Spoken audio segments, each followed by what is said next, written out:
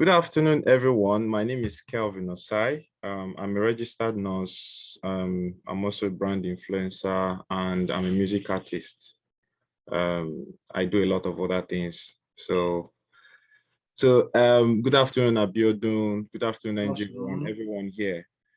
Please, while we're in progress, please, everyone, ensure to mute yourselves so we don't end up distracting ourselves. UK. I remember when we used to watch movies and we used to see all those, everyone will be speaking good English and all that. And we're like, okay, these places, it's all nice. It's all Harry Potter-ish. It's all, London Bridge-ish and all those things. But when reality meets expectation, it's just like then when to go was on, when you finally meet the person you asked out on to go. You either see that the person is not looking like their profile picture or, so that's exactly how it is. For the UK, one of the realities I met on ground was the fact that you have to pay house rent every month. Yes, you have to pay house rent every month. So imagine you're earning 1,005, 1,006 pounds. If you tell your people at home that, see salary they pay also, it's 1,005, it's 1,006 pounds. They'll just convert it to Naira. Because today, Naira is 770 Naira per pound. So 1,000 pounds would be like 770K plus maybe 500, half of that again, like you're earning like 1 point something million Naira or more, you're in money. But then the reality is you're going to pay about half of that for rent. Yeah, there are places, if the closer you live to London, the costlier the accommodation. So if you're living down south, close to London, anywhere that is 1 hour or 1.5 hours or 1.5 hours away from London is costly to live in. So the farther away you get from London, just like Lagos, just imagine Lagos is London, and then people who live in Lagos, it's costlier, and then the farther you move away, the less costly it is. That is exactly how it is. So you see people who pay £500 for a shared accommodation. A shared accommodation is when there is like 3-bedroom flat and there are 3 people living in different rooms and sharing toilet and bathroom. I was living in 1-bedroom flat back home in Nigeria, and only for me to become, I was paying 250K. Only for me to come to the UK and I was paying more than that in a month. And, I'm still sharing the same house with people, And one of the other things is that just like we have our own shortfalls, we have these people who don't flush toilets. They are not clean. Some people are not clean. I'm not saying the white people are not clean. Please don't quote me. Some people are not clean, depending on who you live with. So imagine the discomfort, because some of us like our privacy. So those are some of the realities we meet. And then they'll say, oh, we'll give you 2 months accommodation, 3 months free accommodation. My guy, if you come into the UK and the hospital promises to give you accommodation, please beg them, kneel down. You can tell them to give you accommodation in town, somewhere that you can easily start renewing your rent there. Let them look for a good accommodation for you, because the reality is when you leave that accommodation they rent for you in the hospital or the short place they use in accommodating new overseas nurses, to look for house go hard. Like, this is a sad reality. Looking for a house, they will start asking you how long you've stayed in the UK, to bring some records, to bring letter from reference. Some will ask you to bring guarantor from someone who owns a house in the UK. Man, I just moved into the UK. Don't stress my life. Sure, you want to share, hear me. So please, those are some of the tips, like some of the mistakes I made. I don't like people making those mistakes, because I tried, like, okay, I moved into the UK. That was late 2019. When I say late 2019, that's last month, December. And shortly after, there was COVID. So my set of people did not really get to enjoy the UK as per new, because you just came in, you're trying to write your OSCE and then there's COVID, there's lockdown. You could not even go to party. On a normal day, these guys like to do their thing by themselves. Like you can have a neighbor and you will not know your neighbor. Like your neighbor comes in, go into their room, stay like that. You come in, go into you. Unlike Nigeria, where you go come back, you go knock for your neighbor room. How far now? Which match did they play today? You just enter, you guys start watching match, you guys start gisting. I'm not saying that there are no people who experience. I have a friend who each time she tells me about her neighbor, they drink together, they come to her room, they bring drinks, they bake, they do barbecue and all those things. But majority of the times you're going to like be on your own.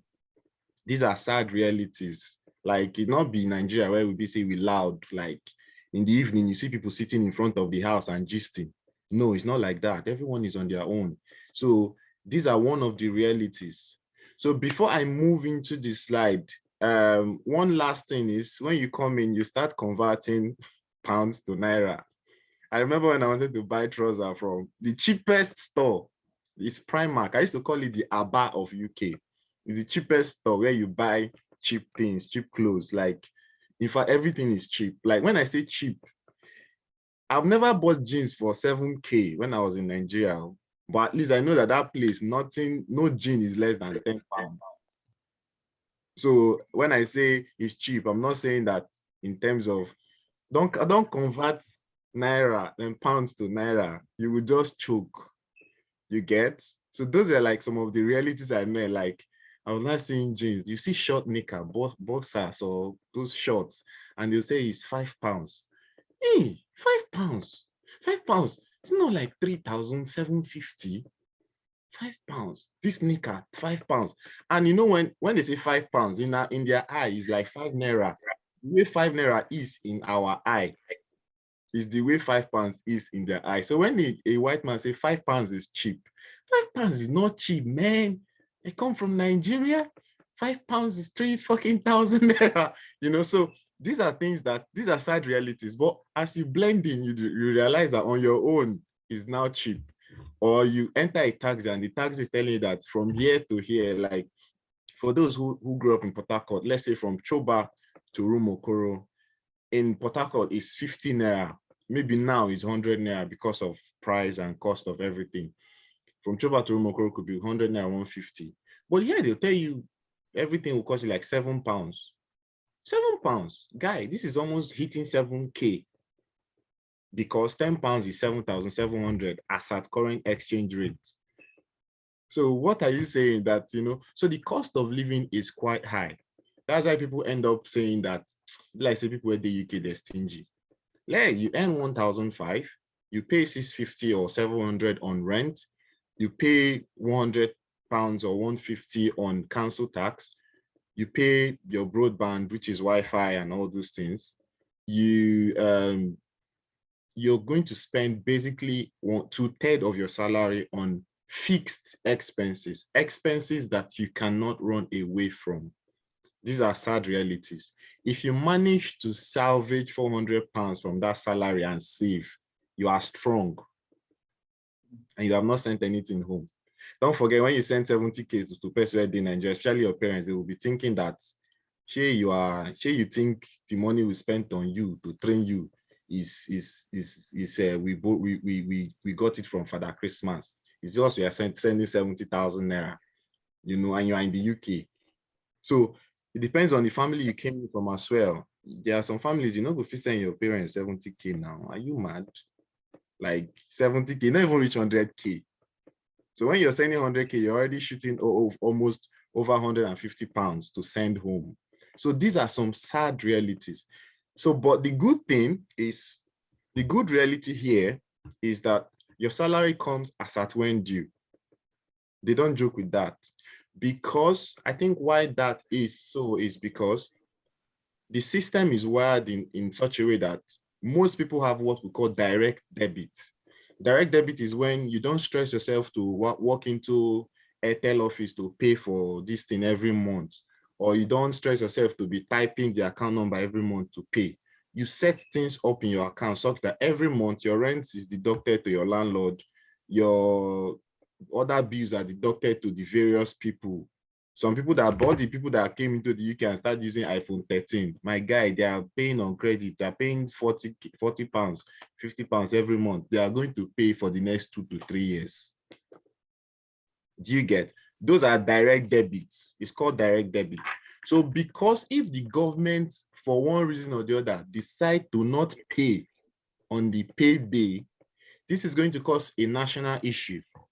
And people are going to have issues with their companies or people they pay and rent and all those things. So I think that is why they always make sure salaries are paid. In fact, if 24th is going to be a Sunday, believe me, your salary is going to come on the 22nd, which is a Friday.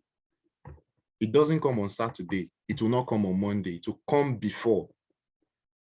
So these are some good realities. Nigerian federal government and state government left the WhatsApp group. Do you get? Nobody's owing anybody salary here. That's one of the good things.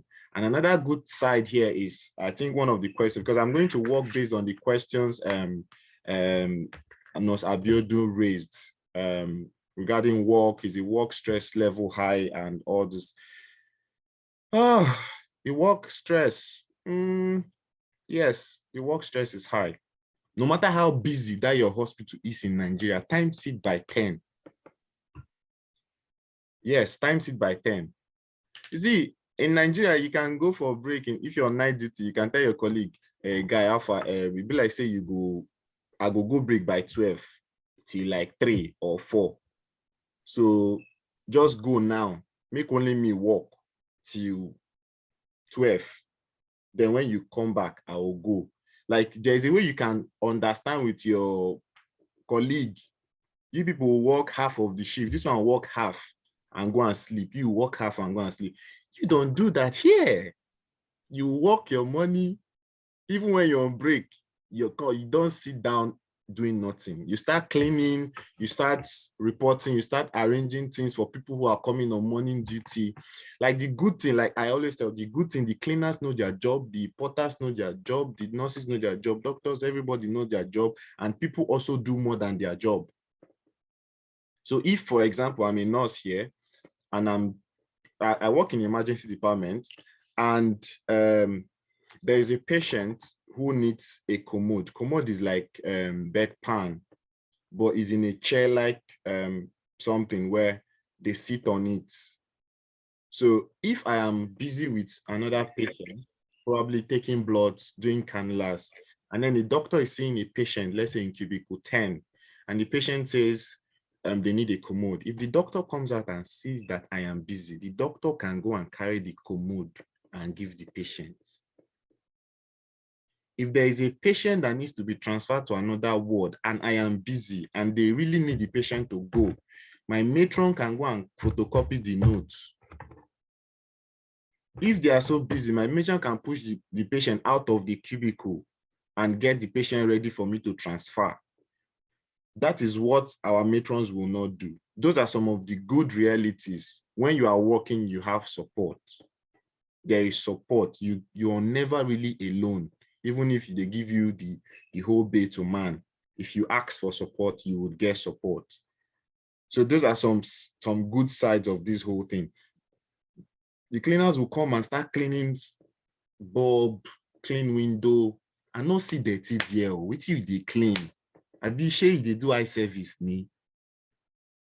but they are doing their job, because constantly cleaning those things prevents dirt from accumulating. So whether it is dirty or not dirty, they clean it. It is their job.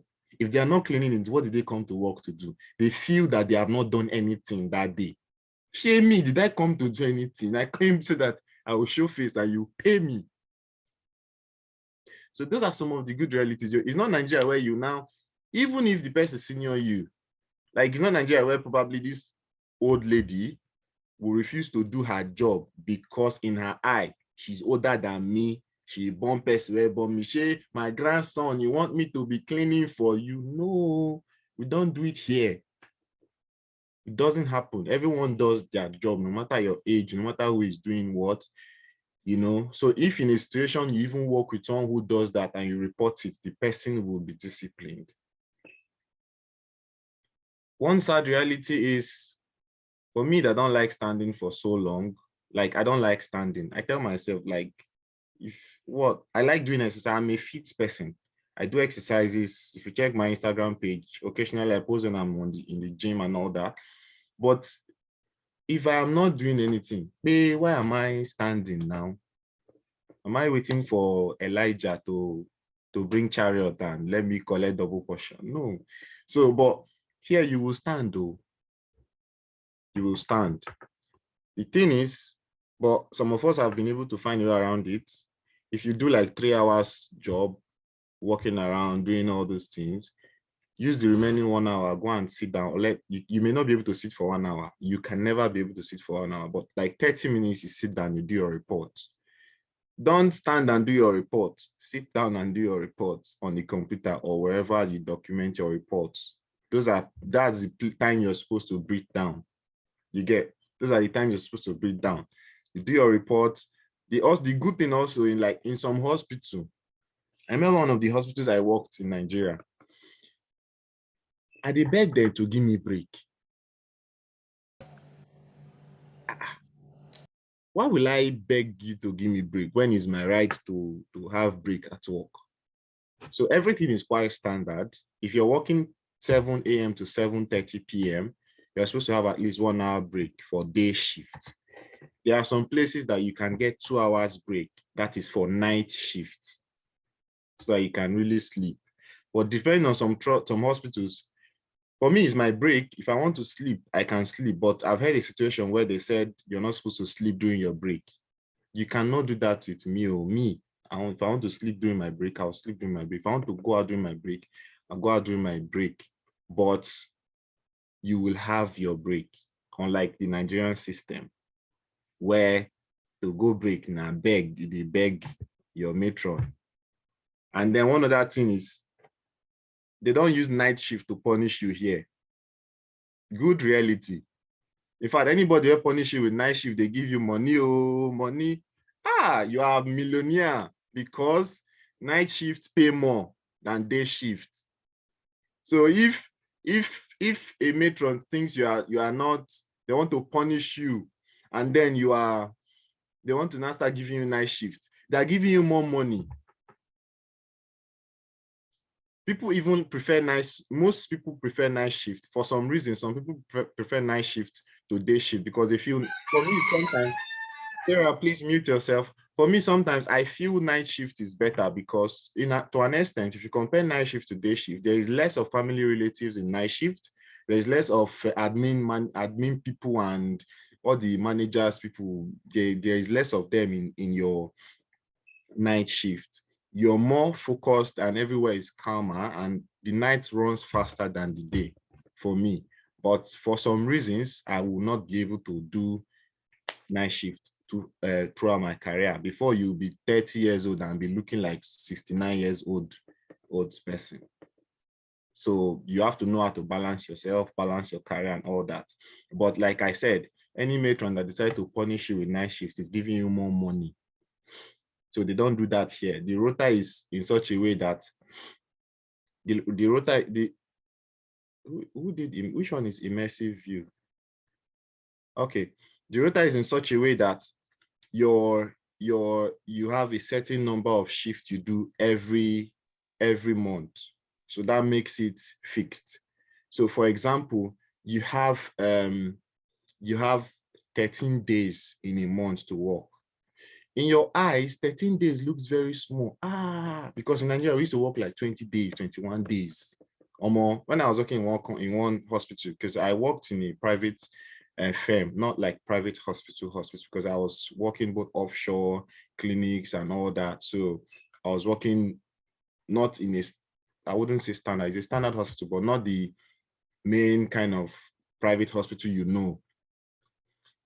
I can work like 24 days in a month because we are paid per day. So the more days you work, the more you earn. So sometimes we could work Mondays to Friday, and then Mondays to Saturday some weeks.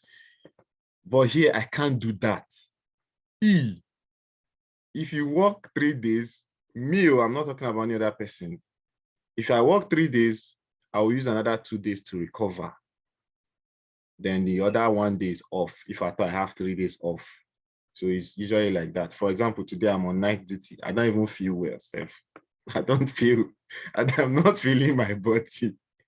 But I'm not scaring you guys. I'm just telling you what you're coming to meet so that you don't come. Some people say, oh, this UK is not what they expected. It's not what we all expected. But the fact is, there's light. NEPA is here. Not the NEPA we have. There is NEPA here, 247. Like 247, but you will pay the bills. All right. So that being said, I'm going to just follow the format of what I have in my PowerPoint, and we would run with that. So I'll just share my screen and just run with that, if that is okay with us. Yeah, sure, it's okay. It's okay. All right. I didn't finish this because I was doing some other work. Life in the UK, expectancy versus reality. Let me see. Can I play this? Okay. So this is just a short slide. Expectations versus reality. We are here. Is it what we thought? Is it like what we saw in the movies? I highlighted that earlier. Wasn't really what we thought. We still have villages here in the UK, but the villages, they don't have bad road like we have in Nigeria or back home. Let me use back home.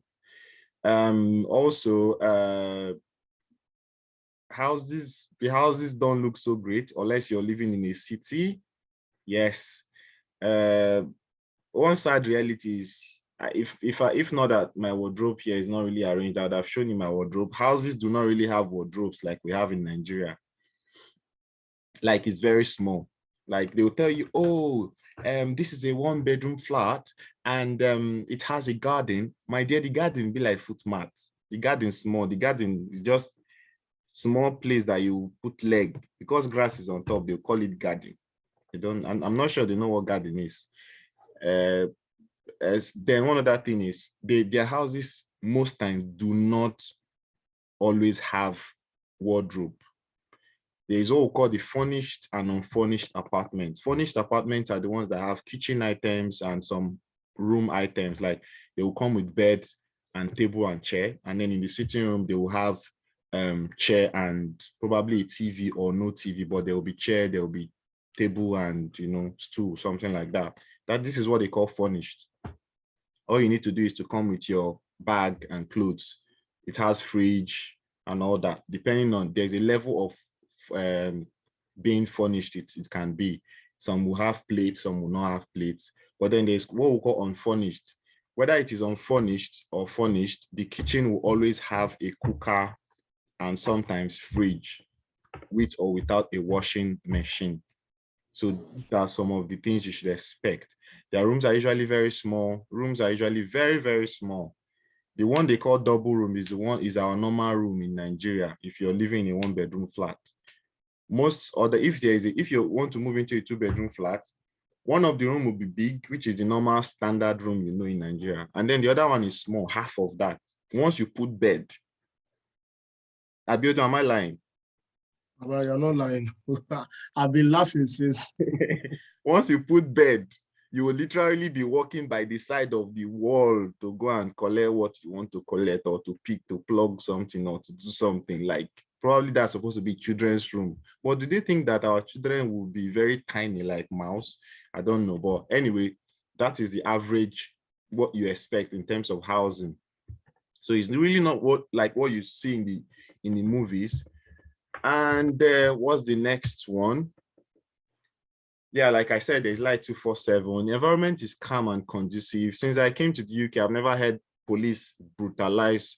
In fact, the UK police is one of the best police in terms of politeness and calmness, unless you really, really do something or you're becoming aggressive. In fact, you can even talk to there was yesterday, me and my friend were taking some pictures on the road, and then the police car stopped and like they just laughed. Oh, just be careful, mate. I said, all right, mate, take care, mate. Cheers, mate. Yeah. Not in Nigeria, police go knock you batting, go and use tear gas you. You get. So So that's one of the good realities. Definitely, there is no quacks. So whenever you're working, if you're working with a HCA knows their job. So you should also know your role as a nurse so that you don't allow a HCA to step into your boundary or to trample upon your own role. They don't call themselves nurses, unlike we have in Nigeria, where most private hospitals carry young girls and train them and say they are nurses. No, here people know the job, they know the skills, they did some trainings. In fact, here a HCA knows how to do ECG, knows how, for example, in my ward, I work in emergency department. They know how to do blood.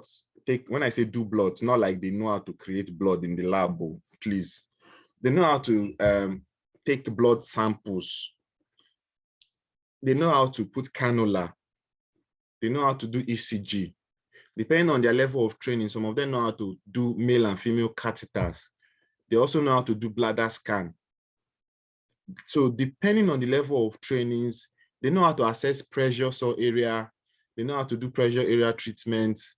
So they have some level of trainings, but they are never called nurses, unlike our dear country. So that's like some of the things. So when you're working with someone, is either you're working with two nurses and one HCA or working with one nurse and two HCAs. So it just depends on what you work with. Everybody knows their role, but at the same time, everybody is very helpful and very supportive, depending on where you work. If you see where nobody's supporting you, please complain to them. Then there is no black suits. When I stayed in Nigeria, when I was back home, Port Harcourt precisely, I don't know about other parts of the country, there was the time where we were quarreling about black suits and all that, where if you pull your slippers and walk in your sitting room, before you check under your leg, everywhere is black, or your window corners are black, or you hang white clothes. Just that corner, where that part where your clothes is holding the rope, you bring out your cloth, it will be black line. We don't have that here. And like I said, there is no kidnapping. I'm not sure you've heard anything about, oh, they kidnapped two girls from here. Oh, they did this. Fine, there are some crimes here. In fact, the crimes here is stabbing. Last week, a government official was stabbed. I think that was the first of its kind. I've never heard that kind of news since I moved into the UK. I've not stayed here for long, so I'm not calling myself an authority, but since I moved, a little less than 2 years I've stayed, I've been able to see that the place is quite calm and all that. You can travel. In fact, one good thing, the transport. I can close shift now today. If I do day shift, I can tell myself I want to go and see Abiodun where he is. I would enter the train. Even if the train is going to get there by 1 a.m., I will still get there. I'll still call taxi. I would be able to walk or ride my bicycle and get to his house. That is how safe, at least to an extent, the UK is. Unlike Nigeria, where I remember when I used to go back home, when I finished from Uniport, I usually don't like going home. I started working immediately and I visited home. 5:30, my mom is already calling me on phone. Kevin, come back home. Oh. I grew up, my family house is in Agbo, Delta State. My mom will call me. She started calling me, Kevin, where you dey? This one, court boys, police people, they are this, spiritualists. I said, man, please, you don't disturb me. I put my phone off. I was shocked, This doesn't happen here. 5 o'clock, life is still bubbling here. 10 o'clock, life is still bubbling. If at 11 o'clock, 12 o'clock, you see people still outside doing their thing and all that. So these are some of the good realities. These are some of the reasons why most of us left. It's not like I wouldn't have been able to stay in Nigeria and earn comfortably in an oil firm where I was. But the thing is, for the risk and for the life of my unborn children, I'd rather they move into a saner environment, an environment where they are safe, their comfort is guaranteed. You're sure that when you work, you get your money. Even if you're earning 50 kobo, you can plan your life with your 50 kobo and manage yourself within your means and all that. So those are some of the things that made some of us leave, and we're glad we're meeting those things. But then regardless, there are still some downsides. So what's this? Hey, do nurses make so much money? It is, yes, that's the question there. Do nurses make so much money? Let me see. Let me bring this down. The question: are nurses earning much money? Okay. Yes, the government pays on time, like I said earlier. Nurses are, there's a band scaling. You come in as a band 5. Band 5 is like the least of the levels. And then you start progressing band 6, band 7, band 8, band 9, and all that. With more trainings and more responsibilities, you start earning more and all that. But as a band 5 nurse, you can still decide. Some people are here, they don't, an average white, they don't, most of them do not like band. They don't like going position and all those things. Just earn their money and go home. So if you're working 3 days a week as a nurse and you decide to add extra 1 or 2 days, maybe extra 1 day for bank, they call it bank shift. The extra shift is called bank shift. You decide to do extra shift, you end up earning more. But don't forget, the more you earn, the more tax you pay. So it's arranged in a certain form range. I think 0 to 1,000, no, 19,000 to 40 something thousand pounds. You pay 20% of your you pay 20% for tax. So yeah, that's it. But recently, I think RCN is fighting for pay rise because everyone has realized that nurses work more than they are paid and all that and all that. But yes, the same way we all know that nurses are not valued generally, globally, and we are not, our job, we can never be paid as much as we work, which is true. But at the same time, we always fight for more pay. But in the UK, I think we're being paid fairly well. The good thing is if you're married and your wife is working or your husband is working and you are working, it is very fair enough. For example, you're earning 1.5 or 1.6, and your wife is also earning like around the same thing, which is a total amount of 3,000 to 4,000 pounds for your family in a month. That's fair enough, you know. So, but it's more stressful when you're the only one working. That's when all those calculations come into it. Or when you are a bachelor or a spinster and you're the only one working and paying your bills. Of course, you're the only one paying rent, you're the only one paying. But then if you're single, you'd also be living in a small place, not in a 2-bedroom flat or a 1-bedroom flat. You can just decide to rent a studio, which is, they call it studio here. It's called it's self-contained. Self-contained is when you have your toilet and bathroom and everything inside. Yes, so in the end, we all have a choice. We don't, we have no choice. What did I type? We have no choice. We understand. We don't We come. don't get choice, Baba. We We don't don't come. talk, we don't get choice. We don't come, we say we don't come. So that's the thing. It's just, we have come and you cannot really regret it. It's never easy. I told myself, if I tell you my own story of how I settled in, you would be shocked. Like, because I'm this kind of person. I have my own struggles. Like my struggles, if I tell you my struggle, when people tell me their struggle, I just laugh sometimes. When someone chats you by 10 o'clock and say, oh, see, help me with this or do this, I can still help you, but I have my own struggles. I don't, sometimes I don't know who I will run to, because I'm as a firstborn, we have been trained in such a way that we fight for ourselves. We solve our problems within the means we have. We tend to solve other people's problem, but we don't have who we will meet to solve our own. That's the kind of person I am. It's fortunate I'm a firstborn, so I cannot do anything about it now. I cannot go back to turn into a spermatozoa or ovum, or is it ovum or oval? Anyway, so that's the kind of thing. When I moved into the UK, I was staying in a shared flat, three rooms, 3 guys. One guy does not usually come all the time. He's always working. He doesn't stay in my location. So he drives down like every Monday morning. Maybe he leaves his house by 5 a.m. and he gets here by 8, resumes his work, stays over till like Wednesday evening, and then he drives back, or he stays in my flat. But there is one that is always staying here. He's always with his partner, like girlfriend. They're always around me. I don't have a problem. Niger guy like me, we grew up for Port Harcourt. Where busy, if you even day room, your guy self, girlfriend, day, you self, everybody happy. Your own is that you people cook, everybody eat, you're all right. I don't have a problem. You're not entering my room. my wife wanted to come and I told him like, oh, see you, I don't know how to look for house. Like, I'm not really good with picking houses. I'm very analog in terms of all those kind of things. I feel just see house already like this because you find for my eye, I go take him. My wife will come and say, see the bathroom now, you know, see as it is, see as this place, they see as before you know, you have seen 100 things that are wrong with that choice I made. So I'm like, okay, if my wife comes here, 2 weeks, we'll be able to look for a house and move. I was like, okay, no problem, no problem. Yeah, yeah, yeah, yeah, yeah. And I did not know in his mind, he was doing me what Aki did. Yeah, yeah, yeah, yeah, yeah, yeah. Can't get that. I didn't know that was what he was doing to me in his mind.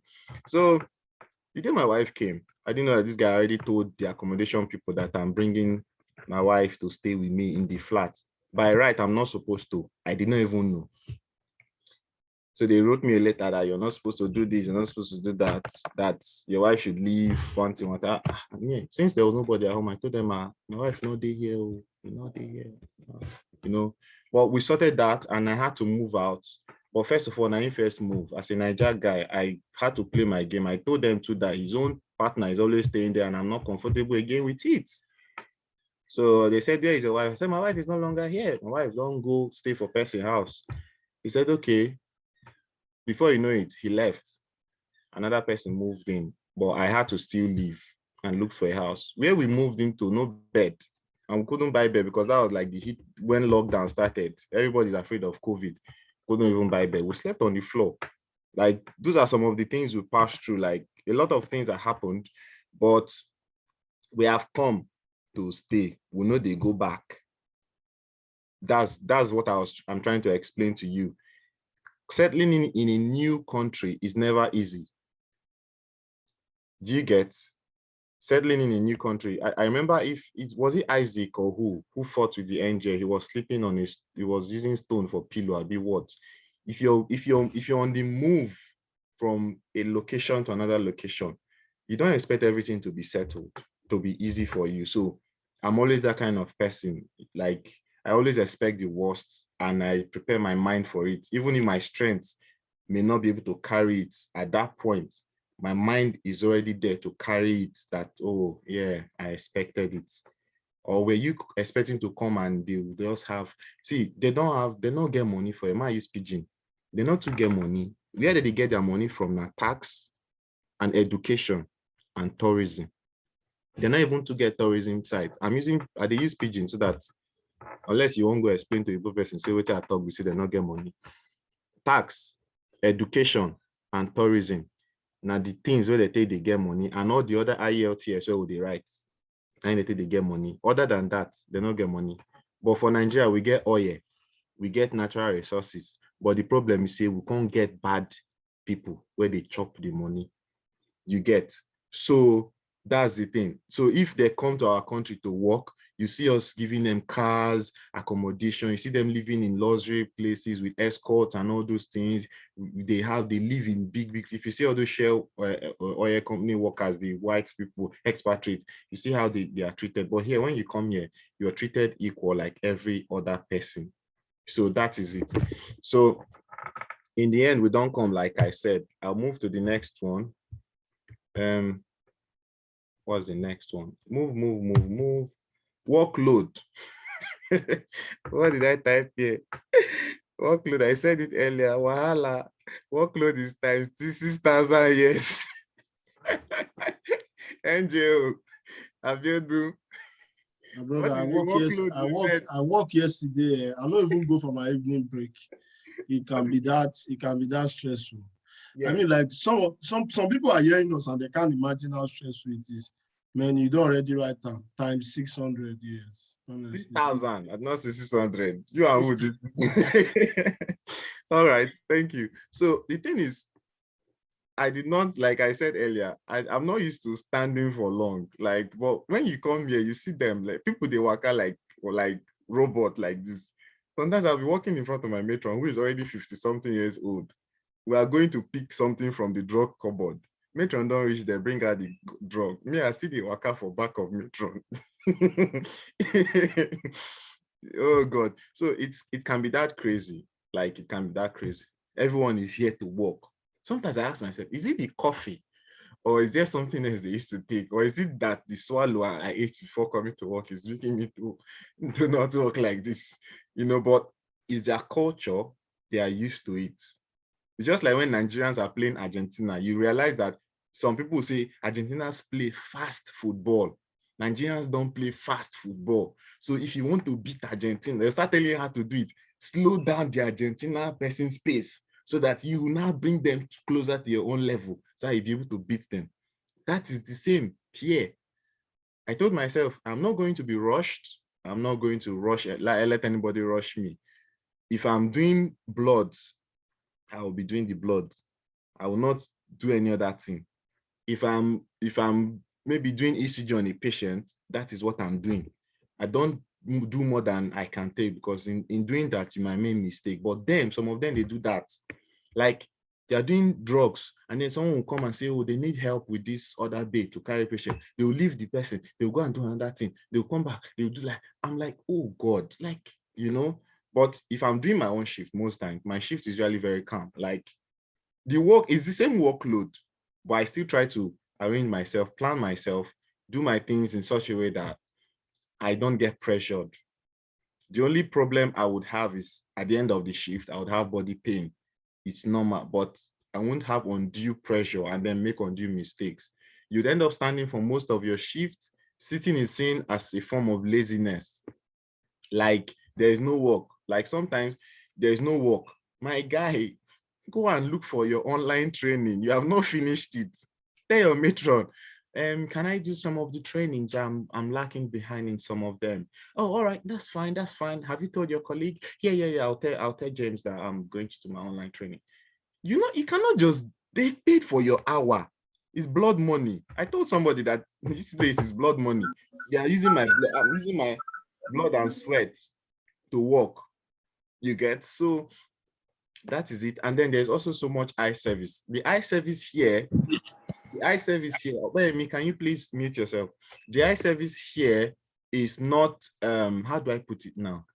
In Nigeria, everybody knows, say, Kelvin, Sabi do this thing. Kelvin, they doing work, you not get problem. If I work for 3 days, you may not hear me saying that I did this, I did that, I did that. Now, what I can't do. But if you work with Oyibo person, whether na HCA or na nurse, if they change person catheter, they will go tell the matron or the doctor, hello, Dr. James, I've just changed the catheter for the lady in 2. Oh, it was so awful. I'm so glad I did. Like, I'm so happy I did, because she would have been in such a horrible pain. Like, God. But me, I feel just go change the catheter. Document say I don't change catheter. That case don't close. Do you understand? But there's this what we call self-praise. You blow your trumpet. That way, everybody knows that you are contributing to the team. But we didn't grow up like that. Our own is do your work, may they pay you your pali, you carry your money, you go. That is how we grew up. If you're coming here and you come in, please learn that. Like if you give patients tea, if you're going to give patient tea, or if you turn patient, or you discover bed sore, or you discover something, tell the person you're working with, or the matron or the doctor, oh, I've just turned this patient and she has such a horrible red sore on her area. I've tried to clean it and I've made it so nice and her. She was so happy I did. She was so glad. She thanked me. Talk am, come out. They're going to say they know say you know your work, But if you're working with, if you can't work with person where you say, for example, there was the lady I was working with, I'm the nurse, you're the HCA. A patient needs paracetamol. You tell me say you won't carry the folder, go meet doctor to write down. Waiting me, I they do. Then I'll call the nurse and say, what you won't go, they go tell them. If you tell them, say, oh, he didn't even notice that the patient was having temperature. I was the one that noticed it. Anyway, can you write this medication for this patient? He don't talk you down indirectly. That's the form of eye service I mean. Nobody go dash you 1 naira. It's not the eye service of dash me. For Nigeria, if you work now, your senior matron or your senior person, or depending on where you work, if in a private hospital, your senior oga fit just dash you 2K, 5K. Not that kind of eye service. This eye service is not anything for the boys. It's work. So when you're working, you show that you're working. You show that you've done something. So the workload is definitely not as it is back home. It's times 10. I said it at the beginning. It's more. It's way more. But there are some areas that do not have so much workload. Endoscopy unit, outpatients, day surgeries, they don't really have so much workload, and they don't do night shift. So if you're working in such unit, you may be working like 8 to 5, normal office hour kind of work, and then you may be on call for the weekend, but they don't do night shift. So, but for me, maybe why I'm seeing it is because I work in emergency department where sometimes 5 ambulances waiting, the waiting room is long, and there's 7-hour wait to be seen. Like, you go come A&E, go sit down for 7 hours before doctor go see you. If na Nigeria, say they don't carry 2x2 knack doctor and nurse for head, beat us, tear your cloth. No, they don't do that here. So those are some of the good sides of this of working here. You're safe. I remember there was some time a patient gave me a blow on my shoulder. I called the police. Police came. It happened around 1 a.m. or past 12. I called the police. Police came. Police also took the patient. I documented it. I went home that early morning. I also saw the doctor. So in Nigeria, you won't call police, say patient beat you. They'll say me you bring money, me you write statements. Or one thing. If na Nigeria, go beat the patient back. But I did not say that, though. I did not say that. I did not say anything. Anyway, let's move. Let's move. All right. So NHS and care home. Well, NHS is the government hospital here. Care home is the private hospitals. Care home where they care for elderly people, because they live so long. They tend to become so, they have a lot of comorbidities. Like, sometimes I just wonder, you see patient history, you see that they've had 3 MI in the past, like myocardial infarction. They've had 2 open heart surgeries.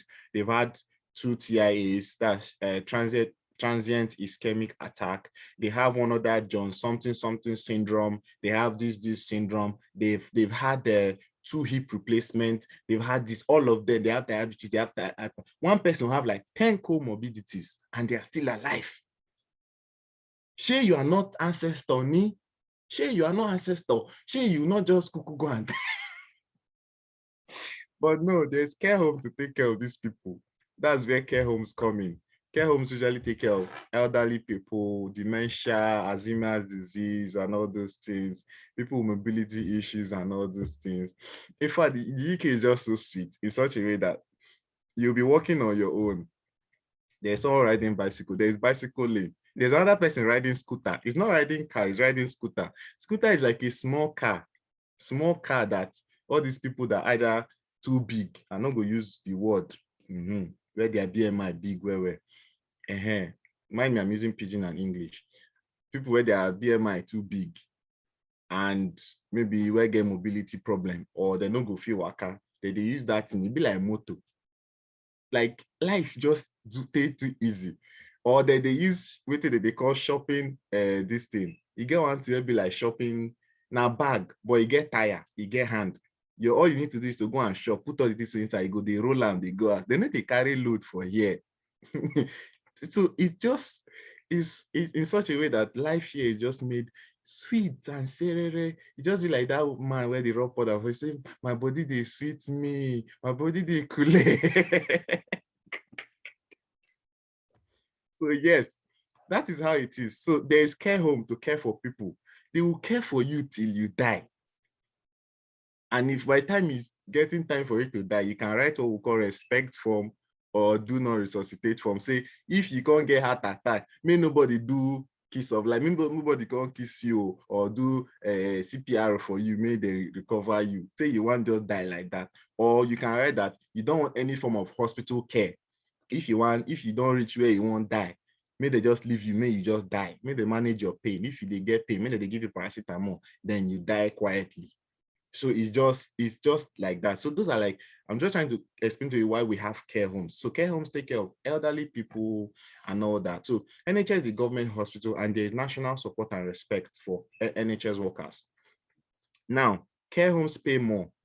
NHS can be paying a band 5 nurse £13 or £12 per. I can't remember. And Abiodun, I'm not sure if you It's remember what 13.1 pounds. Okay, £13.1 per hour. But care home will employ you, and you see most of their offers, they'll tell you 19, 17, £20 per hour. And you're going to work 3 to 4 days a week. And you're going to work for them for 3 years. So imagine if you're working with that rate, you're going to be earning more than someone who is working in the NHS.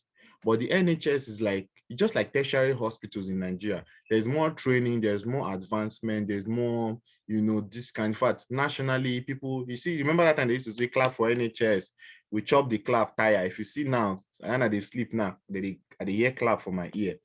So there's respect, there's discount, there are some services that there are some buses you want to enter in London, there's NHS discount. Like if you're NHS, you pay like 2/3, I'll be 1/3 of this, the fee will be taken off. So those are some of the services you get. Nobody know you if you be care home, So what most people do, because for some of us, like I told someone, I said, some of us are not driven by money. Of course, and we need money to take care of our families and all that. But some of us are also driven by money, or some of us don't want stress. Just make I collect this money I come UK, come make I go. Some of us want to advance our career, study, do other things. Some people are also in the care home, doing the care home and also doing their masters and other things. So it depends on what you want. That determines where you choose to work. But now that we are seeing that work is hard, I haven't told most of my friends, start looking for care home job. Come first. The important thing is, let me speak Igbo, be here. Come here. Leave Japan first. When you reach here, finish their contracts, and then you live your life. So that is it. That's one of the things. Care homes pay more. So that's one of the sad realities. To come with family, I think before here, you mentioned something about tax and racism. I have said a little bit about tax. There is racism everywhere. There is racism. But the good thing about the UK, or this, I won't say sad thing, is that the racism is undertone. The racism is not so obvious. If it's so obvious, you can even report the person and the person will get maybe query and all those things. Unlike America, where they will tell you, say, this place, Black people are not allowed. So as you are coming, you know that you're not allowed to enter here. You know your lane, you do your lane, everybody did their lane. But here, the racism is subtle. They not like you, they not like you. So if you walk there, they're not go to relate with you like say one thing. And maybe sometimes promotion opportunities may come out, let's say from band 6 position, they will not tell you, or they, even when you apply, they feel not give you because maybe they're not a Black person, they lead them. That is in some areas, but I heard in London is different. Like in London, there are some hospitals now only Black people full on. In fact, in London, there are some areas in London now only Black people full on. I went to Peckham one day and I was in a shop and Yoruba people, Igbo people, they make one man, they make call for across the road. Like, like you could literally see that this is Obalande or Ajegule, like everybody just did. So, but then there are some areas too that you'll be the only Black, or you and one other person will be the only Black. But there is racism. But if you see anything like racism, if you're being treated in a way that you don't like, report. Email your manager or email the person you report to that this happened, this person said this. Like, for example, but I try not to look at things from a racist point of view. I look at things from my own point of view. I go to work, I do my work, and I come out from there. I'm not really they send anybody. One thing happened one day, I go use Pigeon talk this one. These people, they're not too like fish. They're not too like that our kind of fish. If you chop their chicken and fish, chips and fish here, I don't know if you've eaten it before, Abiodun, the fish not get taste. But in Peckham, there is a part of Peckham where you can buy a normal kind of fish, mackerel and all those things. So I carried fish and beans come work one day. And that was the day they were burying the husband of the queen. I'll be wanting. Then I can't microwave the thing. You know, so when you microwave food, the thing will come smell, come out for the whole place, the aroma will thick, go sweet. So the guy just, one lady, people follow. He say, whether wait be that, say fish. He say, oh, that smells horrible. I'm like, my food, ni what I want chop. Now you say they smell horrible. I did not say anything. She talk that thing again. Now she can't say I'm not supposed to eat that kind of thing where people fool. That I know they considerate. I look myself, I eat my food. I just eat my food. I not send you. If you like talk, say the shit for this. We're not concerned. I eat my food.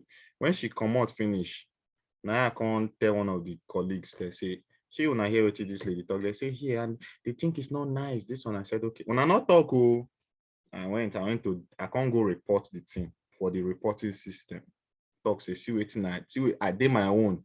This lady can't begin talk this about my food. Me, I never talk this kind of thing about my food. In as much as I did here, I've lived here for like almost 2 years. I never eat Oyibo people food before. Now my swallow, my rice, my beans, banga soup, okra soup, egusi soup, I dey eat. I know they eat Oyibo people food because I not like them. But I cannot come and tell you that your food is smelling bad or is awful. The same way Indian people get their food, Chinese people get their food. This is a multicultural environment. You cannot say that about someone's meal, especially meal, like what I want to put for maths. So I just send email. The thing costs a lot of like talk, but in the end, it was resolved and they send a certain mail. Don't go to. Since that time, people they use style, they avoid me. So I just moved. So next, who is drawing on the screen? Is it me? It's not me. Oh. Okay. Someone did that by mistake. Yes. So I will not advise you to come with family or not. I always advise people, if you want to come, and you don't know the place, participant can now see your application. You don't know the place you are working. You don't know where you are going to. You don't know how the environment is. You want to carry your family and come. Is it wise? It is not. It is not. You don't know where you're going. They say they're going to give you free accommodation. They did not say they're going to give you free bungalow. They did not say they're going, in fact, the accommodation is going to be single bed. It is when I came here, I found out what is called a single bed. Single bed now dividing the normal bed we'll get into two. That flat bed where we get for Nigeria, if you roll for ground for visitor or for person, or maybe extra person come your house. Maybe if you live for small 1-bedroom flat, that flat bed where if you hide under a bed, so that when person come, you bring her out. Now that size, now be single bed.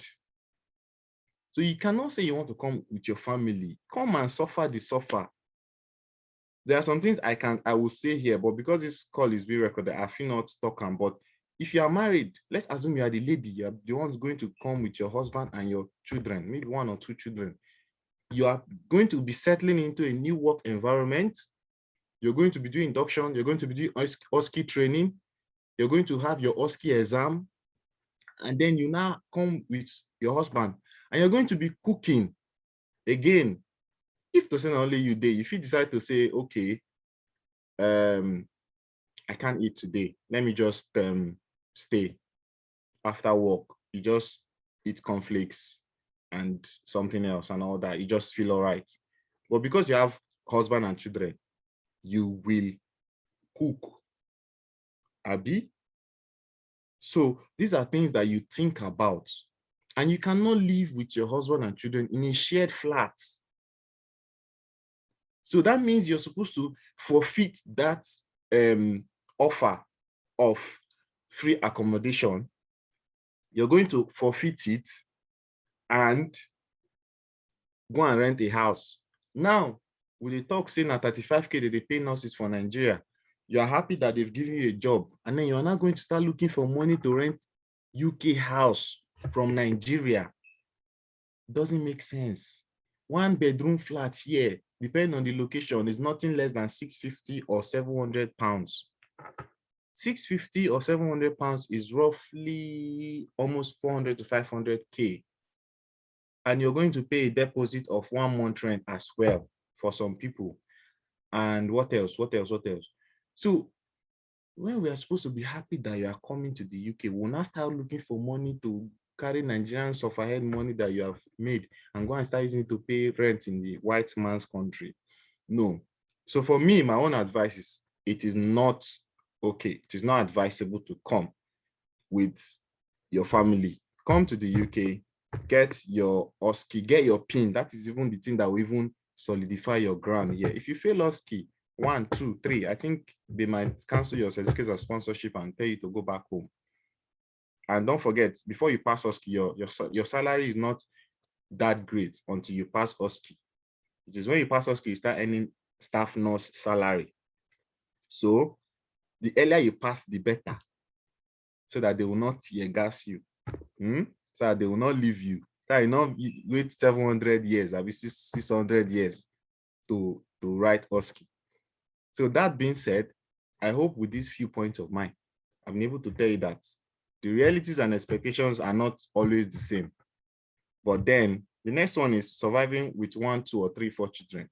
I cannot tell you it is impossible or not, because I've seen people who have 2 children, I've seen people who have 3 children, and I don't know how they manage to survive. My own child is 5 months, so it's very hard. It's very, very hard. I can tell you, it's very hard with one. So it depends on you. If you have children who are already big, 6 years old, 8 years old, who can take care of themselves to an extent, you will be able to survive. But if you have children who need childcare, 1 year, 2 years, it is very difficult. It will be very difficult, because here in the UK it's different. There are some kind of houses you are not supposed to live. If you have a child, a boy and a girl child, they are supposed to be in 2 different rooms. Yes. So you're going to be thinking of 3-bedroom flats, 1 for you and your husband, 1 for the boy, 1 for the girl. So, but if you have 2 boys, you can still stay in 1 bed and 2-bedroom flats. So these are things. There's no clear cut on how these things play out, but it's better to ask questions, ask questions, and get the correct answers. Then let's look at the next. What's the next one? Yes, some people say, oh, and look for the offer in the north, and look for the offer in Scotland. Look for, my dear, if you get an offer, take it and move out from that place now.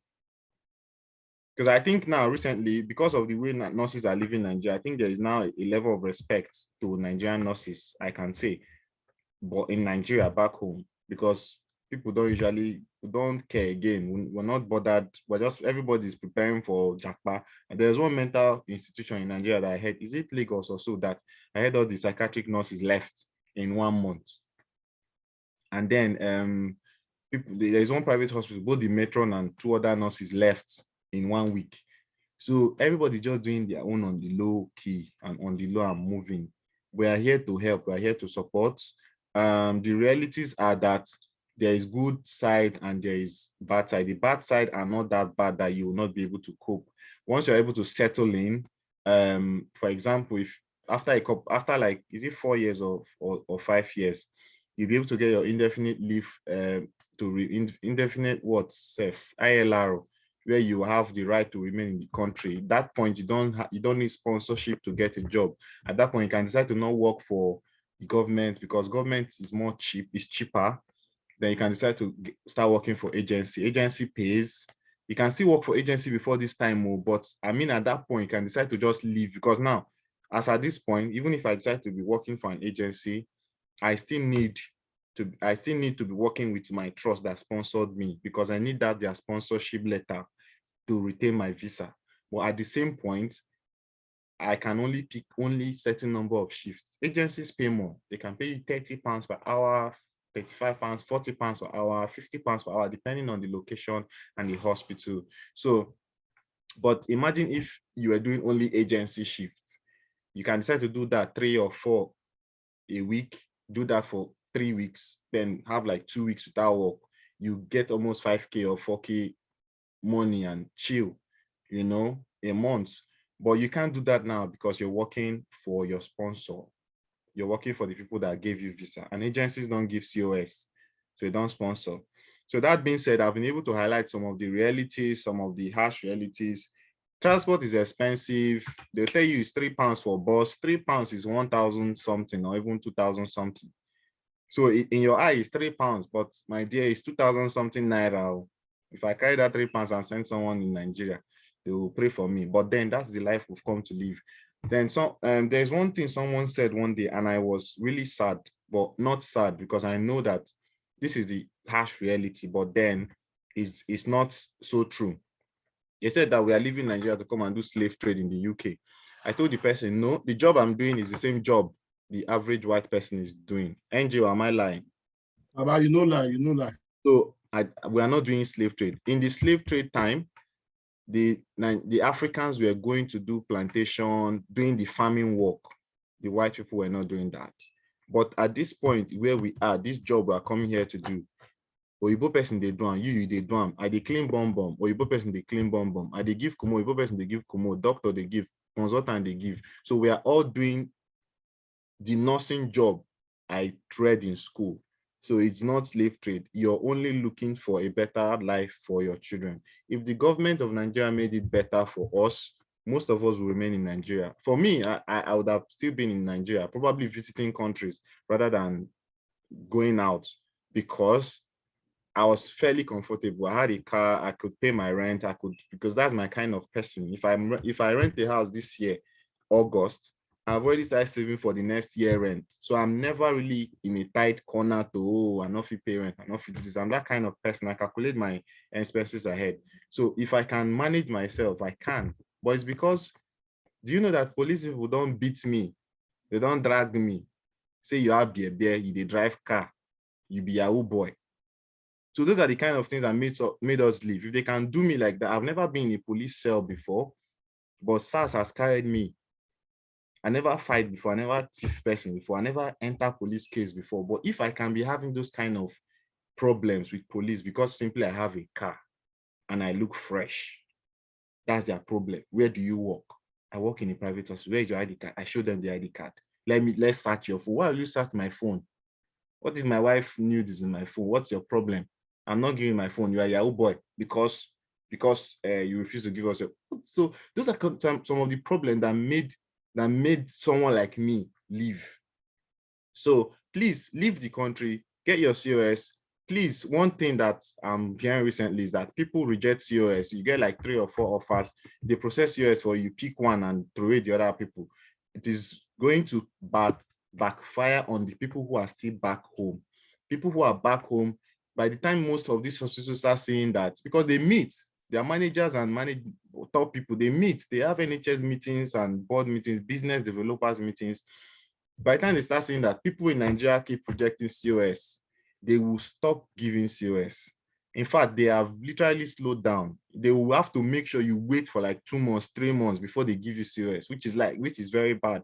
So please, if you get an offer and you're waiting for another offer and they tell you, oh, we are going to process your COS, please tell the other people that are going to give you offer, tell them to hold back. You wait for one and then let them give you, even if it's 3 months time, wait for it. When they give you, follow them and go. When you come here, settle down, learn the job. After a couple of years, you can move. Like me, I've come here. This is 2 years running, almost 2 years running. And I'm likely going to still be with my trust till I finish my contract. Not because it's the greatest place to stay, but because I'm the kind of person that find it difficult to relocate like that, jumping from one place to another. No, just I would have to learn the job, know the system before I can even decide to still stay back. That's the kind of person I am. So please, if you want to relocate, you get an offer, get a COS, move. It costs them money to produce COS. Imagine when you finish, because it costs not just the COS, it took them time to do your interview, because in the UK it's per hour. Work is per hour. So the people that did your interview were probably paid for that hour, £40 or £50, plus your COS that they process for the meeting they held to decide that they will take you. And then you now throw away the COS. Auntie, what is wrong with you now? And you want them to start saying that they don't like Nigerians again. So please, let's try our best. Get an offer, take it and go.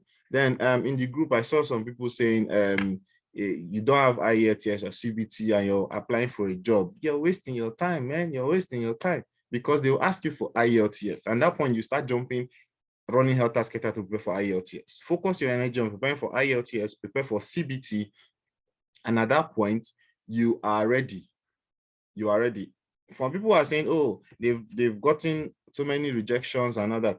I passed my IELTS, I think February 2019, and I was home till December 2019. No, November ending 2019.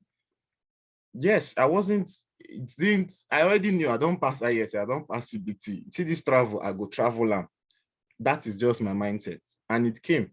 There are different offers that are coming. I got offer with you can meet yourself. I got offer with a care home. I got offer with a private I also got offer with NHS, which is one I picked. Sarah, please mute yourself. Can someone tell you correct to mute? I'm hearing noise.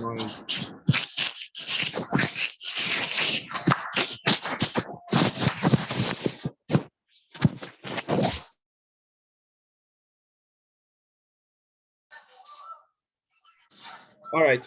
Why is she unmuting herself? All right, so basically that's all I have to say. I can now go and answer questions from the chats.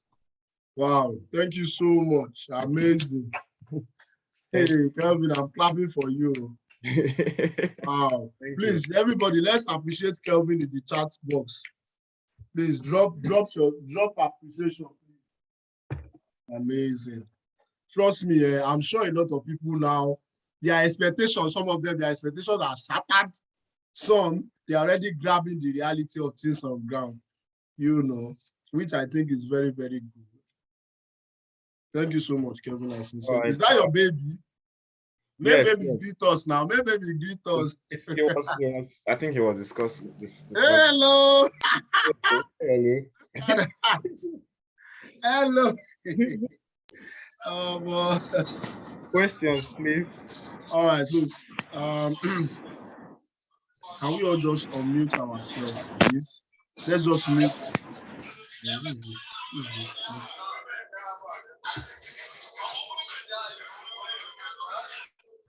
All right, so if you have any question, can you just raise up your hand?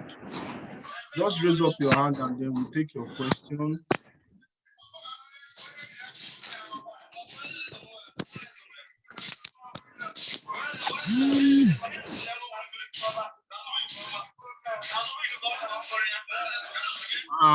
Mr. Ernest, I see you. Mr. Ernest, I see you. Yes, so and you. I'm here. How you did now? Been a while. All right, so yes. You can ask your question, please. You can ask your question. All right, my question is, like in my case, I'm married, even I don't have kids yet. For example, I'm coming with my wife. Based on what Mr. Kelvin, my brother man, explained, how is it like when it comes to coming with relative, but just my wife, for example? All right, bros. Ajay, sir. Ajay, thank you, sir. The thing is, for me, I didn't come with my wife because for some reasons, like I said, you need to come and test the waters. You need to come and see how the system is. You need to come and settle in. You know, go on say you won't go read. They read with your friends for OSCE. Then your wife, they call you, say, babe, come now. Yeah, you know. I don't want to say plenty things, but you need to come and focus. Get that thing that made you come. That thing that will make your stay inevitable. Get it. The distractions, for me, I'm the kind of person I don't really like distractions. Like, if you want to come now, yeah, you want to come with your wife. That means you're going to forfeit the free accommodation they are going to give to you, because in the shared accommodation is usually, for example, if it's a 3-bedroom flat, it's going to be 3 guys. It's not going to be a mixed flat.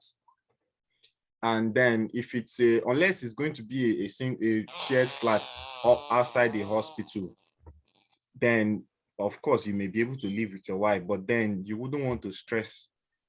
Come in, settle down, work, save, use the UK money, bring your wife. No go to carry your money where you don't suffer, where, use the UK money and do all the UK expenses. It's better to earn in pound and spend in pound than to earn in naira and you want to spend in pound. So if you're earning, even if you're earning 200K a month in naira in Nigeria, or even if it's 700K or 500K, that means you're going to use like 5 months salary to do expenses of bringing you and your wife. So coming, the truth is most of your hospital is going to give you a letter that you use to attach for application for visa for your wife. So most people do that once it's maybe a month to their OSCE. Some people do that the week before their OSCE so that your family will come when you have finished your OSCE.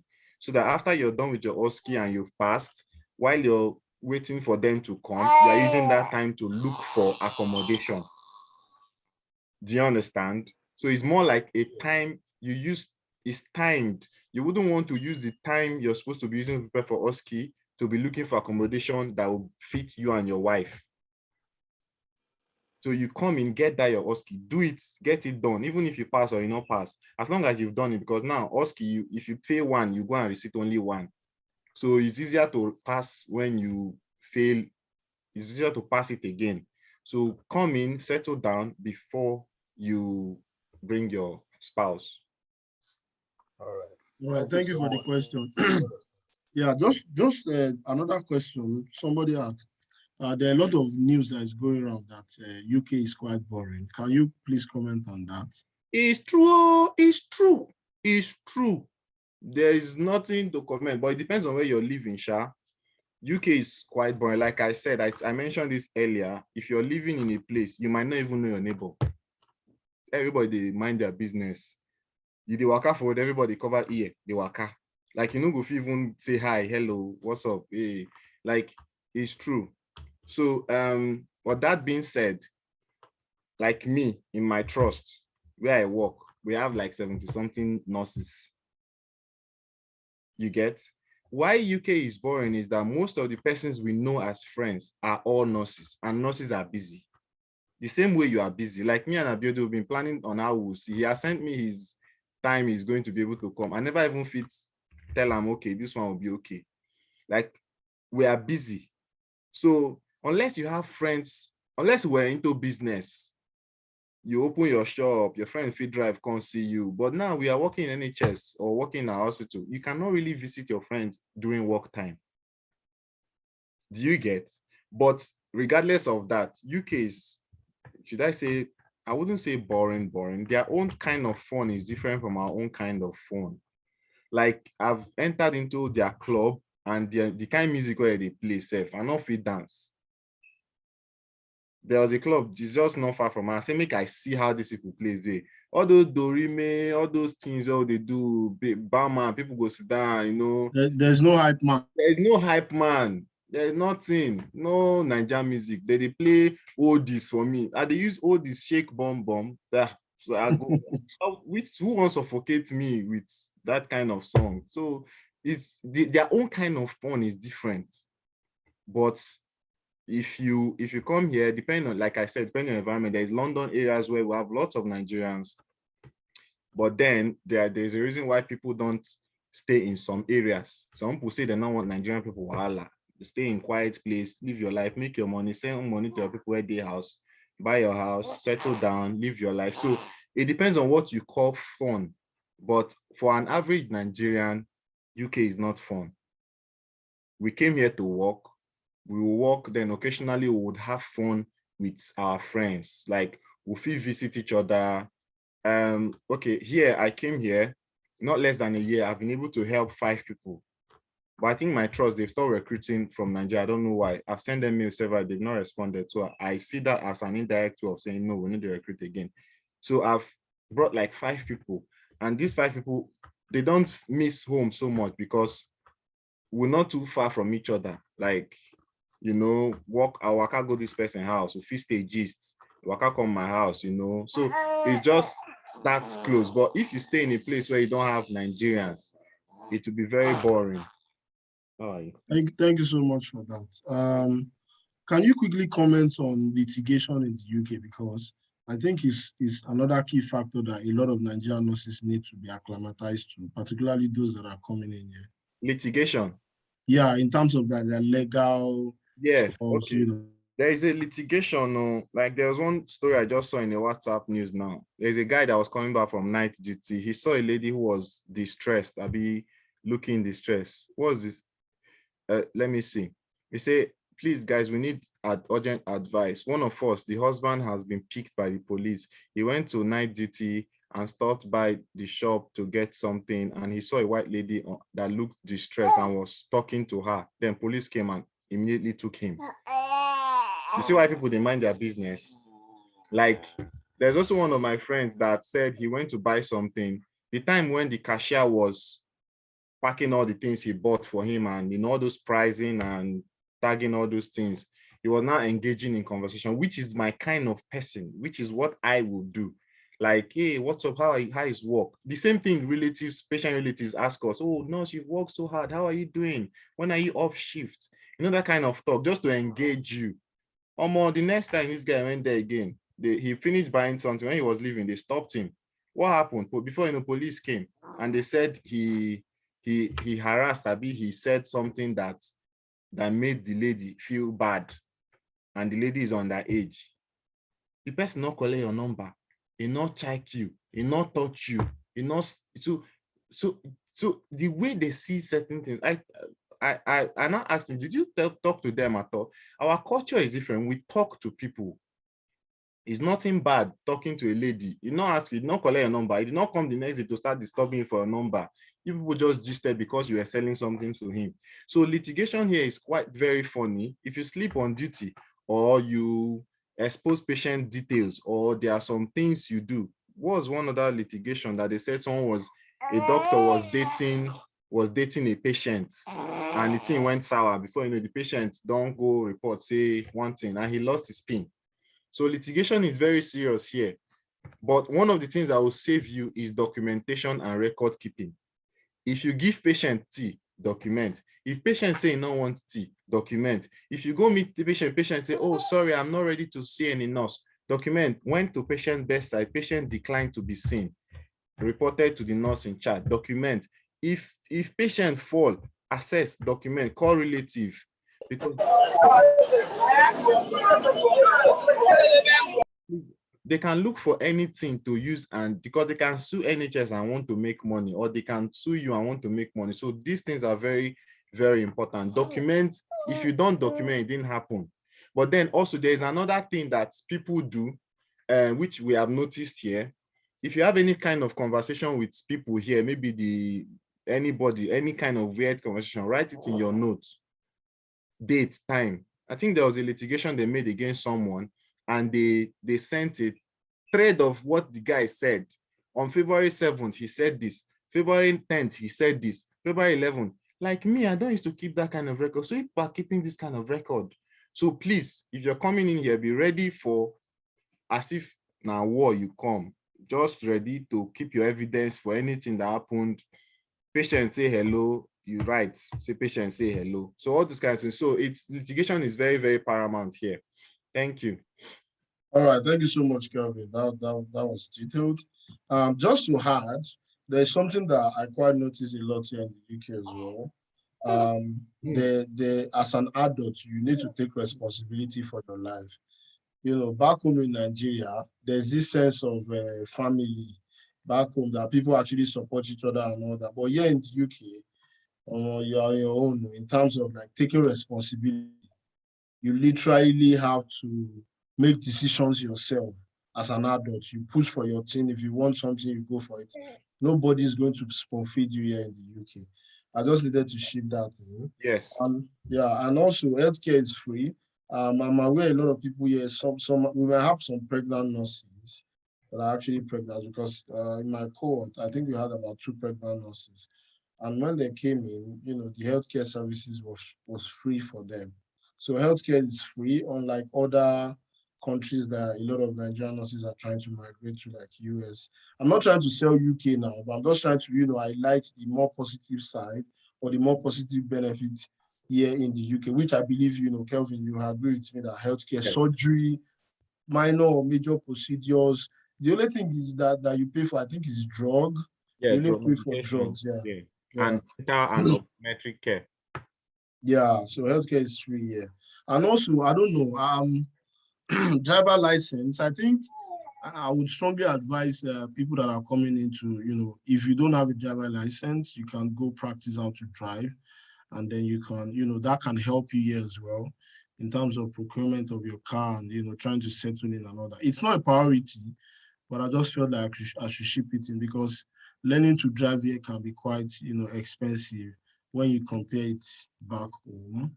And you should learn manual and automatic, not just automatic, learn manual and automatic. And those of you that have only learned automatic, I might advise you to go and learn manual as well because there are a lot of manual cars here. But I just wanted to ship that in. So we'll be moving on to the questions. There are a lot of questions in the chat box, but let's just answer those that are raising their hands up. If you have questions, can you just raise your hands up and then you can unmute yourself to ask your question. Undu Busy Stella, can you unmute yourself? Undu Busy Stella, unmute yourself and ask your question.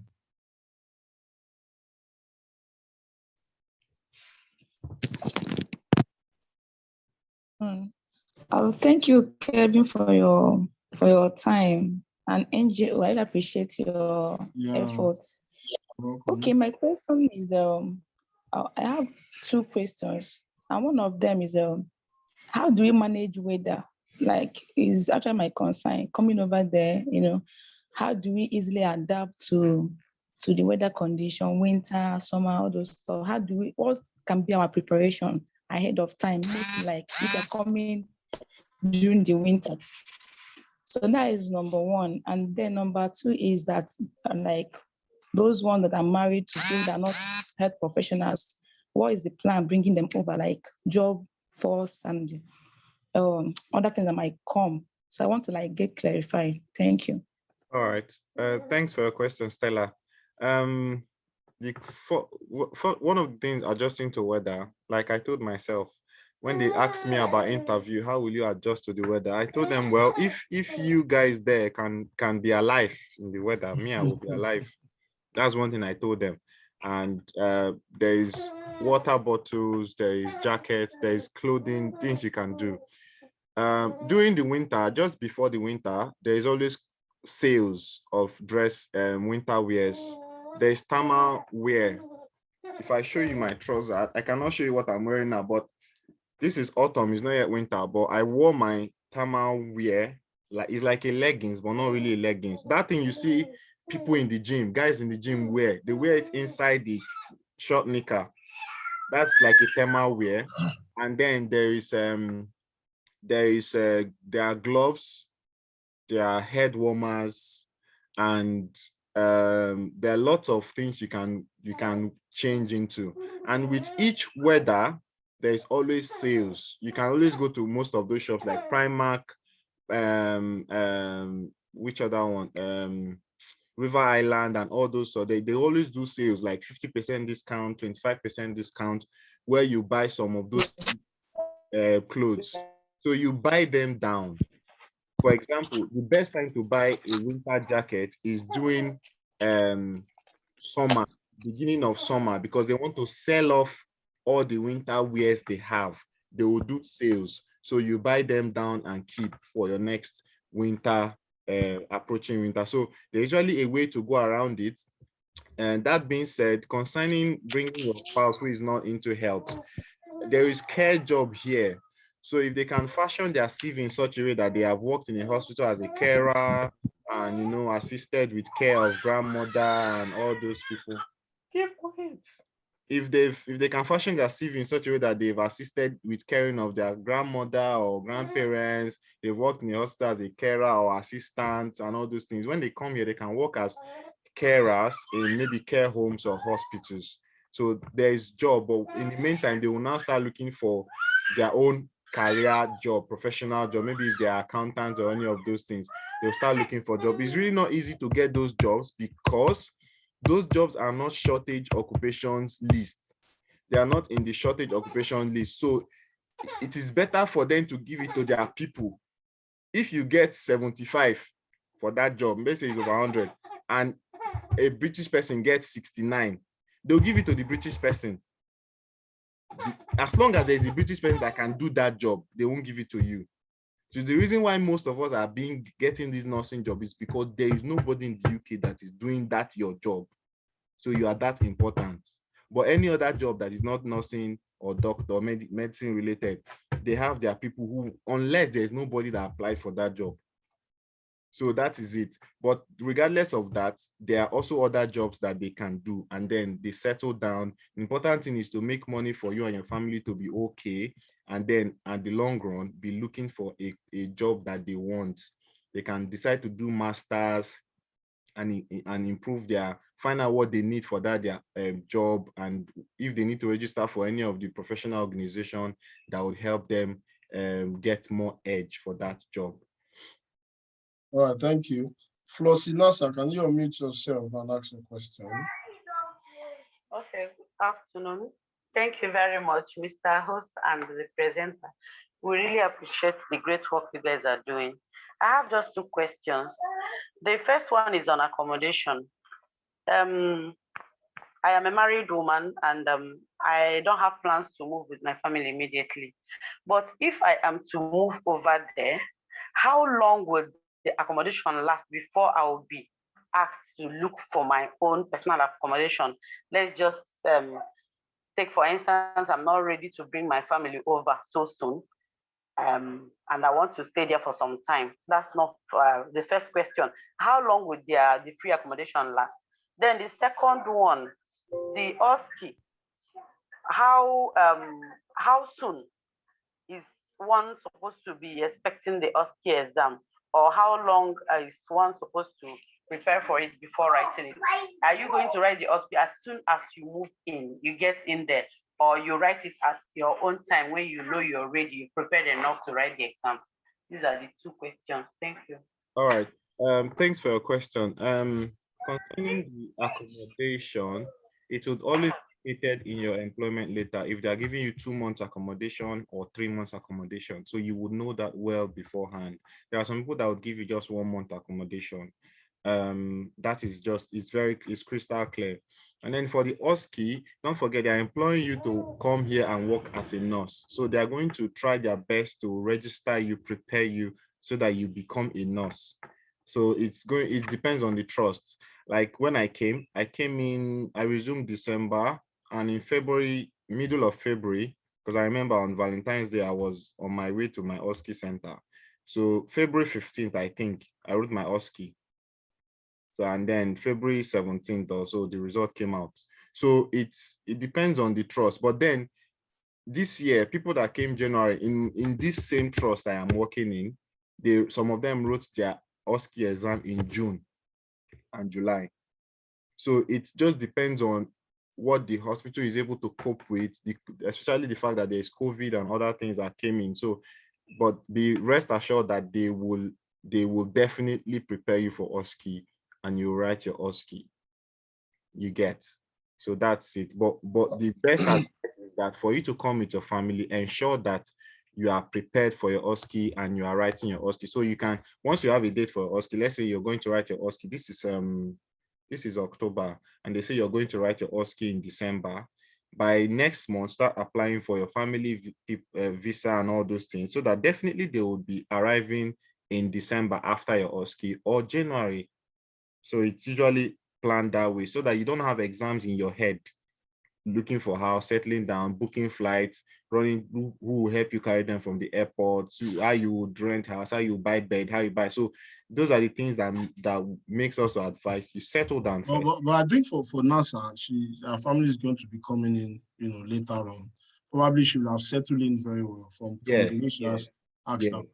Yeah. Thank you. So Mr. Abel Azinki, if I pronounce that right, can you unmute yourself? Good afternoon, everybody. Good afternoon. I want to thank my brother Kevin for your nice presentation. I mean, I'm married with 5 children. So from what you said now, it appears England is not meant for me. Or should I come? No. Kelvin, are you here? Kelvin, no. Okay, continue your question. Would it be rather better for me to consider Northern Ireland, where I have a few friends who said accommodation is cheaper over there or in Scotland. How about Wales? What's the news about Wales? Because I'm not really a fan of England to start with. So if you have any information about that concerning accommodation and NHS jobs in those countries too, like in Scotland, Northern Ireland and Wales, can you elaborate on that, please? Thank you. Good afternoon, Mr. Abel Aziken. I'm from Agbo, like you. I stayed in Agbo. Oma Basa. No. Wala, sir. Anikere. No. All right, sir. So the thing is, coming to the UK, the goal for me, I always tell people, is to leave Nigeria first. Like I can decide to relocate to Scotland tomorrow. If my wife gets a job there, I can relocate and get a nursing job there. I can decide to relocate to Wales. I can decide to relocate to any part of the UK. So as long as you already have that UK visa, you can relocate to anywhere in the UK. But the important thing is living. Now, most of these places you've called, they are not actively recruiting from Nigeria. That is the problem. Getting a job there is very difficult. So that's why we always encourage people to come to England and get the job, work for a while. You tell people to just stay back first. Maybe you hustle. When you don't work for like a year or a year and a half, you can then relocate to Ireland or any of those places. I don't know if it's Ireland or Northern Ireland. Is it that the registration is different? No, it's the same registration. It's just to get once, and most of them in Wales and Scotland, they require someone that has NMC UK PIN and has UK experience. So that's where the problem is. But England, they just want you to come. So, but yes, truth is, life is cheap there. It's cheap in fact, in Scotland, I don't think you pay for council. In one of the countries, you don't pay for council tax. One of the countries, you don't pay for water and all those things. So it's cheaper there. And some of them are more friendly. I've been to Scotland. They are more friendly. Life is cheaper there. But then it's a place you can easily move to once you're already in the UK. It's just like coming to Nigeria. Life is cheaper in the north. Life is costlier in the south. Life is costly in Lagos. You get, so it's just, then you can decide to say, okay, after I don't come, maybe I don't live for south side, I feel move to Kaduna, go stay, just build house there, just stay. That's how it is. The north is quite cheap to live in, but then it's still the same visa you're coming in with, you're going to the same NMC registration. So I don't really know, I can't give a direct advice to say apply for. If you have friends in Ireland, Northern Ireland, you can decide to apply there, but I've not seen NGO. Have you seen any jobs where they are looking for vaccine nurses in those countries? No, it's quite scarce. Common. It's very rare. It's very rare. So the best thing, enter, come out, get that visa. You see that visa and carry them, come out for Nigeria, come England. I'm not really a fan of, I wouldn't say I'm not a fan of England or say, but as long as the environment is okay, come England, then settle down, let your family be home, do your OSCE, pass your exam, all those things, settle in, learn the job. Then after you've stayed a while, you can decide to start looking for jobs in this other part of UK, and then you can move, relocate, get a house, rent a house, or start paying for a house in your own, in any of these countries, then bring your family to join you. You get. Thank you very much. Beauty, can you unmute yourself and ask your question? Beauty. Okay, thank you very much, Mr. Kelvin and NJO. We really appreciate. So my question now is, as a nurse who does not have the desired band score for a nurse position in the UK, can one apply for a senior carer job? Or better still, do NHS or care homes employ overseas nurses for a senior care job? That's my question. Thank you.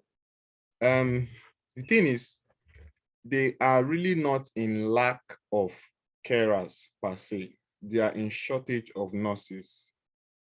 So, and they don't do certificate of sponsorship for carers, in as much as they've already started mentioning something like that.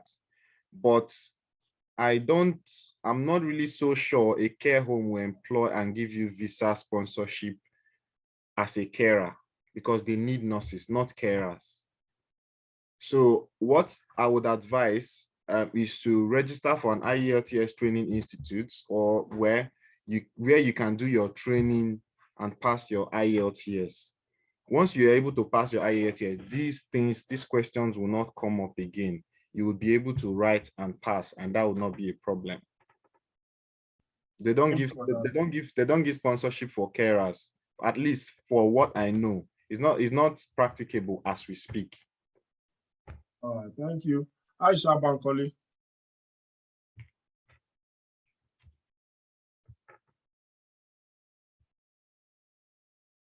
Aisha Bankole, you can ask your question now. Okay, good afternoon, everybody.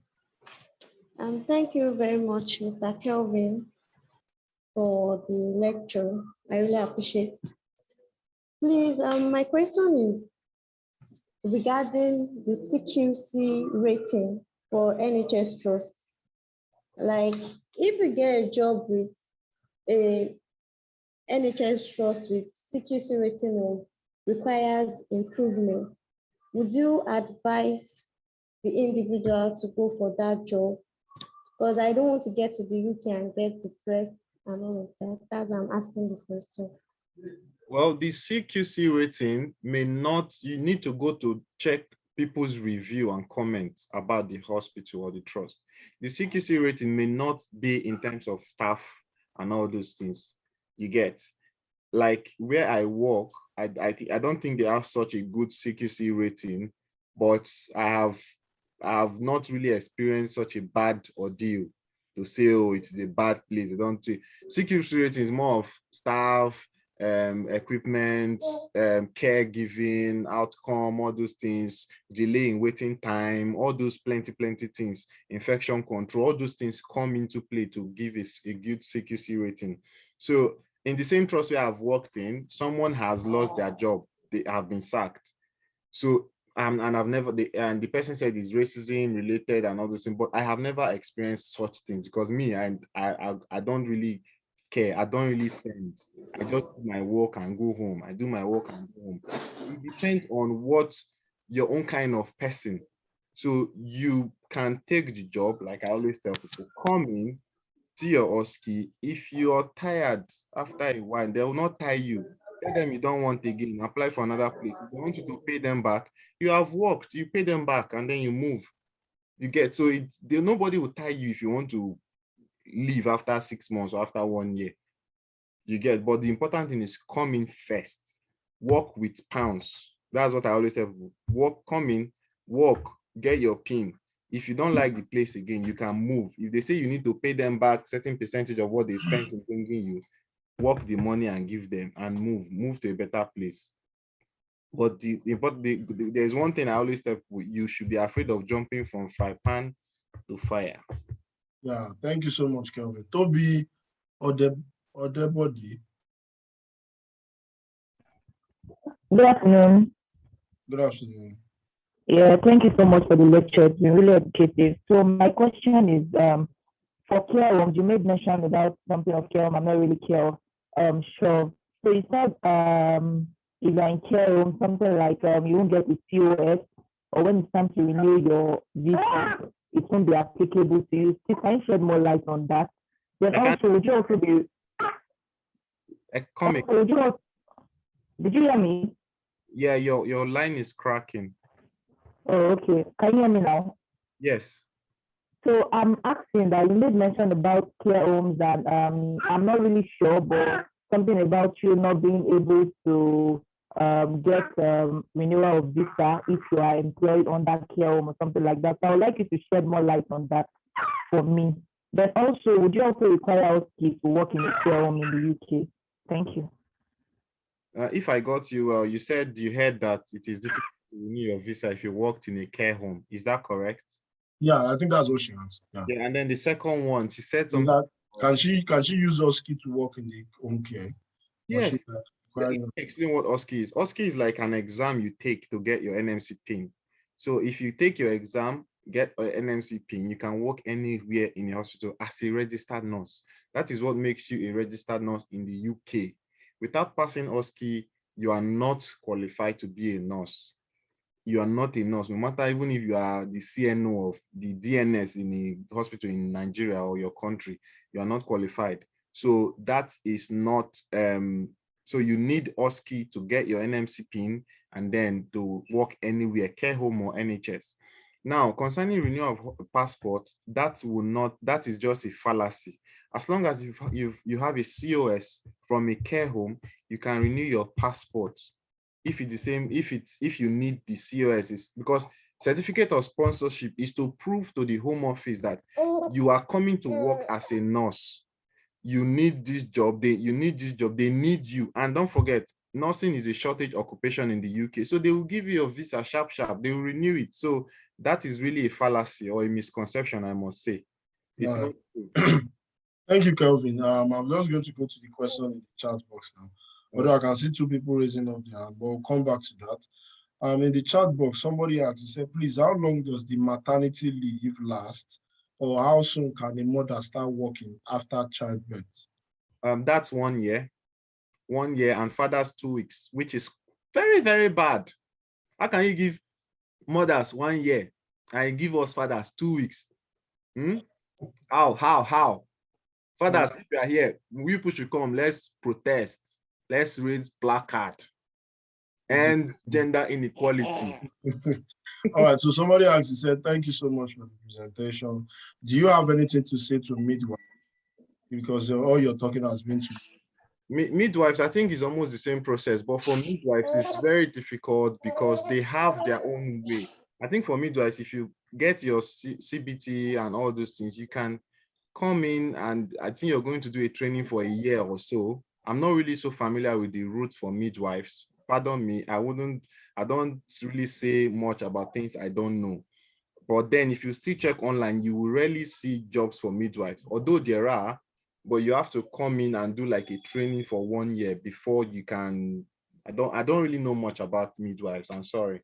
But they are employing midwives, but not as much as they are employing nurses. All right. So somebody said, please, do you know how a pregnant nurse who migrates usually cope? Do you think it's a good idea? Do you have any do they have any special benefits from the trust? Pregnant nurse.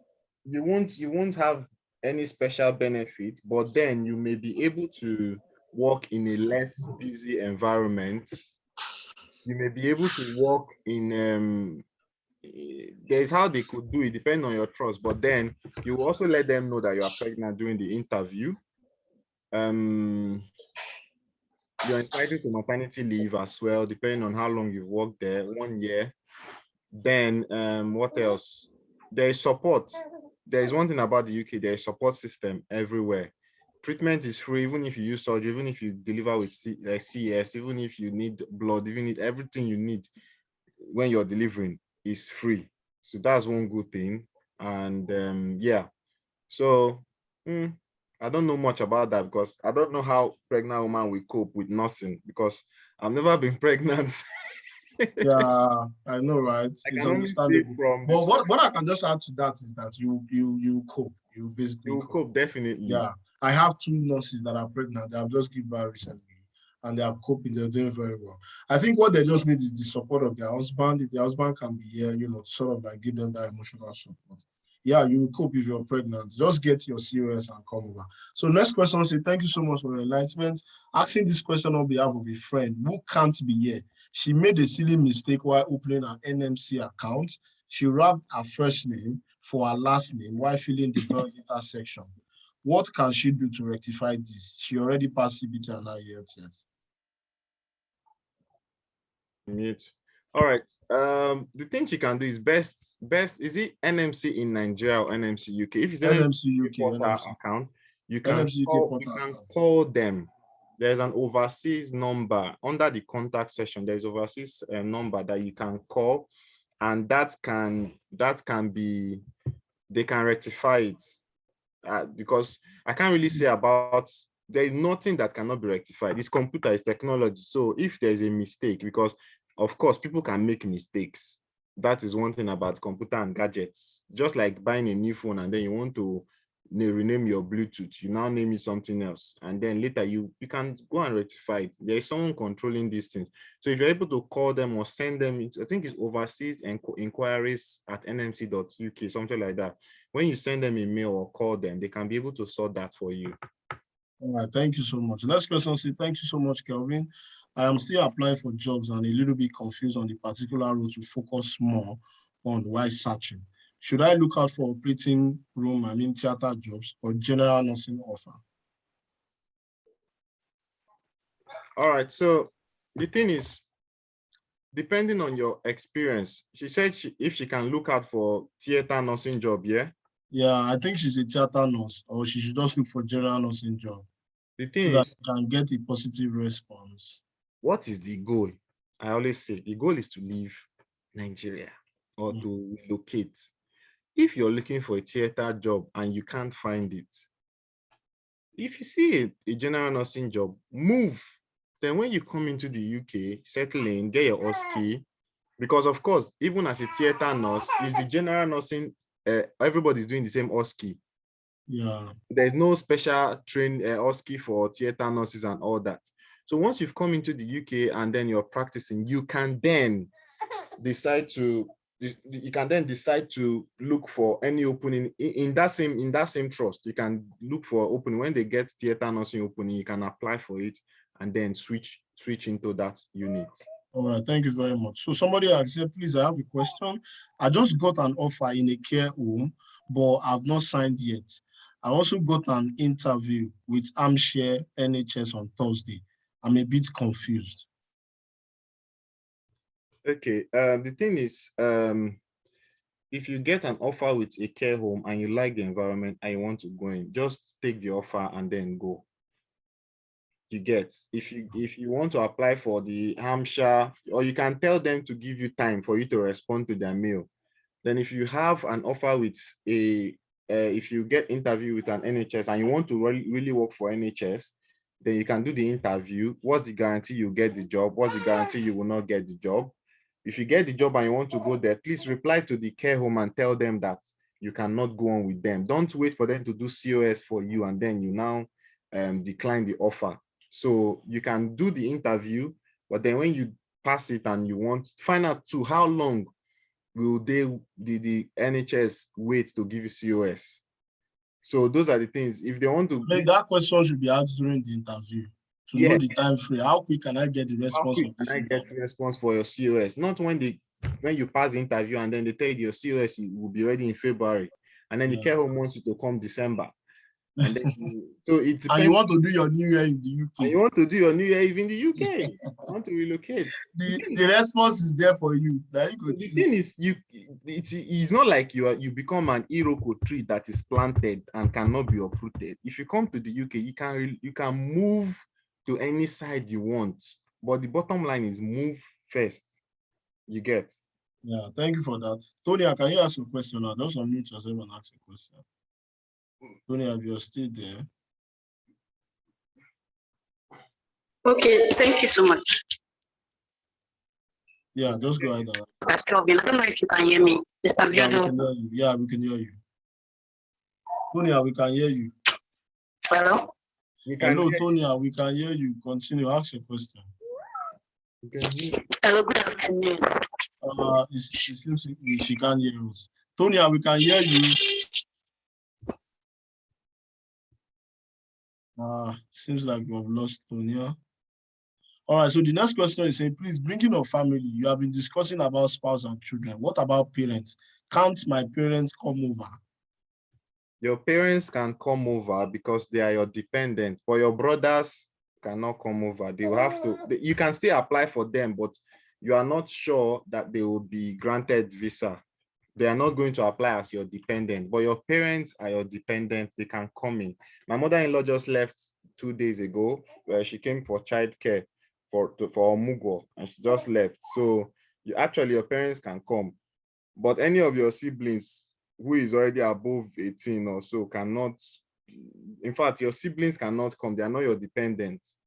Dependent are your parents and your parents. That's your in-laws, your wife's or husband's parents, and then your own parents. Those are your direct dependents. Wow, that's good. So your brother above 18 can come? They will have to come as on their own now. They will apply and you support them, but then you're not sure if they can come, but it's not this. They are not coming as your dependent. They can't depend on you for that age. Yeah. No, they are not coming as your dependent. They are coming. They are applying for. I heard the same applies for your child too as well. If your child is above 18, yes, if you can't file for dependent for that child when coming. Yes. So for all of now, grade your child by 17. Do quick before you click 18. Yeah, so somebody has it. If you decide to use the study pathway by doing a 1-year top-up, will I still need to write IELTS in the UK? It depends on if you can prove that you did the study in the UK. The 1-year top-up, don't forget, we have different ways and all that. I think we discussed this in a group some 2 days ago. If you did your nursing BSc in the UK and you want to apply for NMC, there is a pathway you can take, which I'm not so sure. You can prove that you studied in the UK in English, and you may be exempted for OSCE. For IELTS. But don't forget, if you're coming on a study visa to the UK, you're already on a study visa, not a tier 2 visa. So if you want to apply for NMC as a registered nurse, you have to follow the English requirement, which is IELTS, and you must have 7 and 6.5 in writing and all that. So you must still apply. But then if you schooled in the UK as a registered nurse, if you get your BSc in nursing in the UK and you want to register as a registered nurse in the UK, request from your institution, they may need to write a letter to NMC that you were taught in English, and then they will be able to register you and you will still do OSCE. So I'm not too sure how that pathway runs. For someone who lives in the UK, for example, someone who is in the UK and did nursing, like from basic nursing and get RN in the UK, automatically you're supposed to have your RN in the UK, you're supposed to have your NMC pin. But for someone who is already a nurse from Nigeria, you have to follow those process to get your NMC pin. So that BSc top is not what made you a nurse. It's just a top up to get a degree, not to get an NMC pin. Yeah, I agree with you. Yeah, so somebody asks again that can a NHS nurse take some extra days to do care home job? Yes. And can a care home nurse do some extra shifts in NHS? They are short-staffed. They need you anywhere. So anywhere you want to work, you can work. As long as you're fulfilling your 37.5 contract hour per week required, you can work any other place you want to. You get. So if you're in a care home and you are registered as in a care home and you want to pick up extra shifts as agency or something in a care home, and so in NHS, you can definitely. Okay, so somebody said, please, if I want a specific location, let's say England, how do I go about it? Do I need to search for vacancy online myself, or I can use an agent to search for a job in a specific location in the UK? Basically, as we speak now, there is a cut down in agencies getting jobs for nurses. You can apply for the job yourself, but you will need to search for those locations. For example, you can look for overseas nurse position in Manchester, let's say, and then you start looking for if that's where you're looking for. Or if you are the kind of person like me that wants to just leave, search for overseas nurse position in UK and get offers and go. So locations for me matters, but then it's not really as important as living Nigeria. All right, so somebody said, please, can you clarify more? If I relocate, my young siblings can't come as my dependents. No, they cannot. All right, so somebody say, how long can the parents stay when they come? Are they allowed to live permanently with you? No, even you are not allowed to live permanently yet. So they cannot. Like I said, my mother has left. My baby has not grown. So it's less than, visitor's visa is less than 6 months. But then when they go back, they can come back again. If they've gone back, like now she has left. Is it like 6 months visitor visa? Yes, it's 6 months. Okay. So she can exhaust the 6 months, right? you can leave before the 6 months, but don't leave after the 6 months. That's the problem. Okay. So you go back and come back, and when you come back for the second time, you can get a 2-year visitor's visa. Oh, that's interesting. Yes. So all right. So somebody said, yeah. So somebody said, for someone in Nigeria, how long after you have arrived to the UK can you travel back to Nigeria? You know, talking about holiday. I guess the person ran out of holiday spots, elsewhere and decided to go back for holiday. I'm not really keen on going back to Nigeria. It's not, but I've had people who have gone back 2 times since I came here. Yeah, I mean, I feel like that would be like for a purpose, probably, wedding. No, this is not wedding. For vacation. Just go home to see family. Oh, okay. Oh, okay. So it's understandable. for me, I've not gone back for reasons best known to me, but I don't think you are restricted. But don't forget your visa. I think in the visa, I've not really read that up well because I'm not really keen on living for so long. But there's a certain, you cannot stay more than a certain amount of months or so away. Yeah, I mean, that's if you're looking at the ILR part. ILR thing, yeah. So, and then also in your leave as well, some trust will not allow you to take more than 3 weeks leave. Yeah. Unless there's a problem in your home, like maybe you lost parents, you lost somebody you want to go for, so they can give you 4 weeks and all that. So, but don't forget, you cannot take more than certain amount of leave at a stretch, so that you come back and lose touch. Can't stand for 12 hours again. Yeah, you're right. But definitely when you come to the UK, you can go back to Nigeria to do 1 or 2 things. Yes, you can. Allowed to go back. Yeah. So somebody said, can the COS be given to cover my spouse? I want my spouse to come with me the day I'm arriving to the UK. I've said that they cannot give you COS, but they can give you later that you used to apply for your wife's or your spouse. And both of them can come in the same time, right? To the UK. They can come in the same time, yes, definitely. But looking at it from the economic point of view, you wouldn't want to come and be spending naira in pounds here and looking for a house, unless you have a relative that your wife will stay with and all that. But yes, they can. If you're applying and you want your spouse to come with you, you can tell the organization that you want your wife or your family to come with you. They can give a letter proving that your wife is dependent under you and you are an employee with them. So if your wife come and maybe accommodation is issue, your spouse can go and stay in a relative place till you settle in and all that. But like I said, those are distractions. You not come bring your wife finish or your husband finish, you fail NMC OSCE, fail and they say me you go back Nigeria. I beg, don't make me laugh. Oh God. Well, plenty, because see, I've actually seen people that actually failed OSCE, not just once, but twice. And it's real. A lot of these things don't come to the social media. I've seen somebody that failed 3 times. Wow. That's emotional trauma, man. That's emotional trauma. You wrote it 3 crazy. times. It happens. Yeah. So somebody asked now, how long is maternity leave? I think you've answered that. 1 year. Okay. Yeah, somebody said, please, can I do a 44 hours per week in my offer letter and still do a bank shift? Do they give 44 hours per week? If you can do it, I will not tell you what to do. NGO. You say, NGO, can you? Even if that is 7.5, said, no. 7.5 is not easy. Yeah. So if you want to do 44 and also do extra, do it. The Lord is your strength. We're not saying you should not do it. It is what your body can carry that you should do. But then there's also a restriction. It's because of COVID, they lifted it. Apart from your 37.5 hours contracted, you are not allowed to do more than 20 hours extra. Okay. Yes, it's part of the That's like 50 something. Yes. 50 point something hours in a week. Yeah. That's quite a lot, man.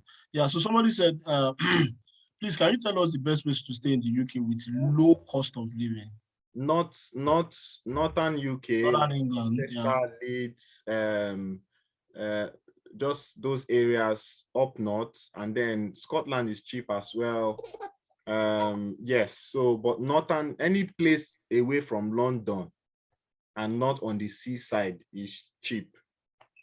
Yeah, so somebody say, are nurses allowed to do business? Because I heard from one nurse that nurses are not allowed to do business. It depends on business. Don't come and start selling gala and fish, stock fish, the way we used to do in general hospitals in Nigeria. Oh my God. Metrons will now say all those networking business. You shouldn't do it. And then, in fact, there are some things that you patient will not come, you not start preaching to patients. You don't do it here. They'll just carry your bag and go back to your country. You don't come and start selling things at work.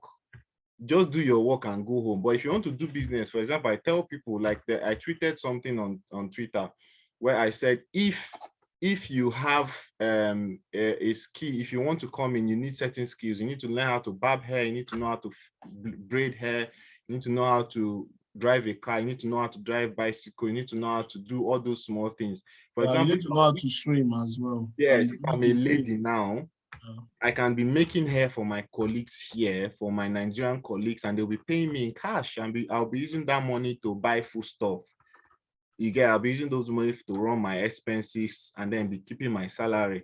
Imagine if I fix 2 people or 3 people in a month. That's like 150, or depending on how much they fix. Sometimes it's 50 pounds or 60 pounds. So if you decide to do that, you can use that money to buy food stuff. But say you want to go and set up cooking business or like proper business. No, it is not allowed. The only extra work you're allowed to do is the work that is in the same occupation you're employed for. Yeah. So somebody asks, is OSCE exam practical based or practical and written? It's practical and written. All right. So somebody said, can you study while working? I mean, can you study while working? Yes, you can study while working. It's not like our own system where you tell Metron that you are sorry. If anybody's Metron here, I'm not, or let me say something. If anybody's Metron here, it's not a direct attack, it's just what we have experienced. So when you tell someone Metron that, oh, you've gotten admission into one school, you're doing study weekend, they should give you off on the weekend. Before you know it, after 2 weeks, they'll start putting you on duty those days just to punish you. Here, you can study and work. You can use your time. Tell your matron that you picked up this program, this is the timetable, that they can arrange your rota to fit or give you off on those 30 days. And you can use your personal time to study. So nobody's going to start giving you rota. Rotas are made in such a way that it cannot be changed. Everybody, you can see your rota and work with it. Yeah. And you can start your education as early as you can. As early as you can, yes. Yeah. Somebody asked that, what are the opportunities for one spouse, particularly those spouses that have established business? Hello, Mr. Biodu, can you hear me? Tonya, you're back. Tonya, we can't hear you. All right, so Kelvin. Yeah. The person asked that, what are the opportunities for their spouse here, particularly those with business in Nigeria? Your spouse can establish a business here if they come. Your spouse is not under, your spouse has limitless hours to work. Your spouse is not under the visa restriction. Your spouse does not have that this thing that we have. So your spouse can set up a business, can do what they like in line that is legal, set up a business, work for here, do all the things, unlike us, that you must work as a nurse until your visa, in fact, you must work till you get your ILR as a nurse. So yes, your wife can. That's a lot. Somebody say, how long does it take to relocate after getting an offer letter? If you get an offer and get a COS, it depends on how long you apply for your visa and how long the visa comes out. It's not usually long. Once you get a COS, usually within 6 to 8 weeks, you should be in the UK. Yeah, so somebody say, can I switch my shift with a colleague the way they usually shift in Nigeria? Yes, you can. It is normal. Yeah, they do that a lot. Yeah. You can. We do that a lot, yeah. Yeah, man, we've exhausted. Abiodun. Hello, Mr. Biodu, thank you. Can you hear me? Yeah, Tony, I don't give up. Tony, can you hear us? Can you hear us now? Yes, I can hear. Yes, I can hear you. Thank you You so tried your much. best many Thank times. you so Yeah. much. Thank Just ask you. your question. Thank Like you, we are Mr. already. Kelvin. Yeah. All right. Right. Yeah.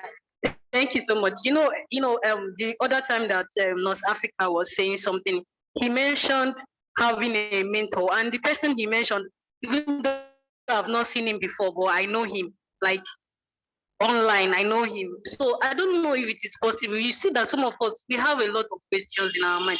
I remember chatting you up one time when I got one email like that, and you were like, "This is a scam. Or run." Something told me that this thing is not pure. This thing looks somehow, and I had to, message you. So I don't know if we can get, some people that we can easily ask questions. I don't know. In fact, mentors, just like South Africa said in the last time he was talking to us. Mentor, yeah. Just you know what? If you have any question or any concern, ask in the WhatsApp group. Since we're in the group, ask it there. But if you want like specific or personal question, you can just chat me up or chat any of the admins on the WhatsApp group up. They'll be able to provide answers. Although you have my contact, just chat me up. I'll be able to provide answers as early as I can. And if I don't have response to those questions, I'll ask people that have response to it and I'll get back to you. Is that all right? Thank you. All right. Thank you so much, Kelvin. I sincerely appreciate it. We know you are going for night, so we need to release you now, man. 2 hours. This is like 2.5 hours. Longest session, longest, but like highest. You blew our mind. You blew our mind. No questions again. Thank you so much. We sincerely. We can't hear you. It seems like your mic is on mute. Yeah. So guys, let's appreciate Kelvin once again. We sincerely appreciate your time. It's been an amazing session. I know one made the session end. It be like say we just the gist self. It be like say we the gist, but we need to allow you to go and prepare for night duty. All right. So thank you so much. We sincerely appreciate it. God bless you. That's the last one. And thank you, Abiodu, for having me. Thank you for coming. But just a quick advice, please, if you've not done IELTS, don't apply for jobs. If you apply for a job and they give you a COS, please accept the offer and move.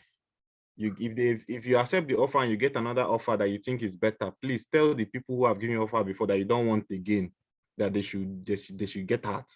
But before they give you COS, not when they have given you COS.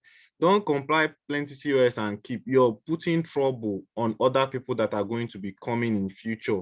If these countries discover that, each time they give Nigerian COS, they will decline the COS, they will not look for you again now. Already you would have come into the country, but you have now put problem for other people. Then if you have not done IELTS or CBT, don't apply for jobs. You are just wasting your time. You are a nurse. You can pass any interview in the world on nursing. It's not Nigeria where the interview will be, tell me the name of the state governor of Kano, tell me the wife governor of this. No, this is interview is basically on nursing and you're going to pass it. So don't hurry looking for interviews and jobs. Focus on passing IELTS and CBT. And when you're done with that, it takes time. Like I told you people earlier, I passed my IELTS in 2018, did my CBT in February, and since then got my decision letter and all that. I waited till like November before I got a job. I left November, but it's not the fact that why people are getting the unfortunate letters these days is because of what people have done. Now people they put sansan for our gari. And for me, when people say, people in the UK don't want Nigerian nurses to come to the UK, that is not true. We give out information. If you check my Twitter page at Kelvin Ossai, see a lot of information we give. We've given people scholarship on IELTS to pay IELTS to pay for CBT. So because I run an IELTS training institute with my team, and we give scholarships sometimes. Sometimes we'll give a couple of free trainings, but then we still take cash for people to register. But that being said, we give our information. We want people to come. Like I told Nos Abiodu, if I have you here, I have Africa, I have all these people here. If we go sit down and go drink, you pay £100, me, I pay £100. This person will never shut down the place. But if you are the only one who has money, you are in the UK, you not travel and go and meet your people, Abiodu and all these people. Everybody wants you to pay. You will pay with your nose now. So that's it. We want more people to come. We want African community.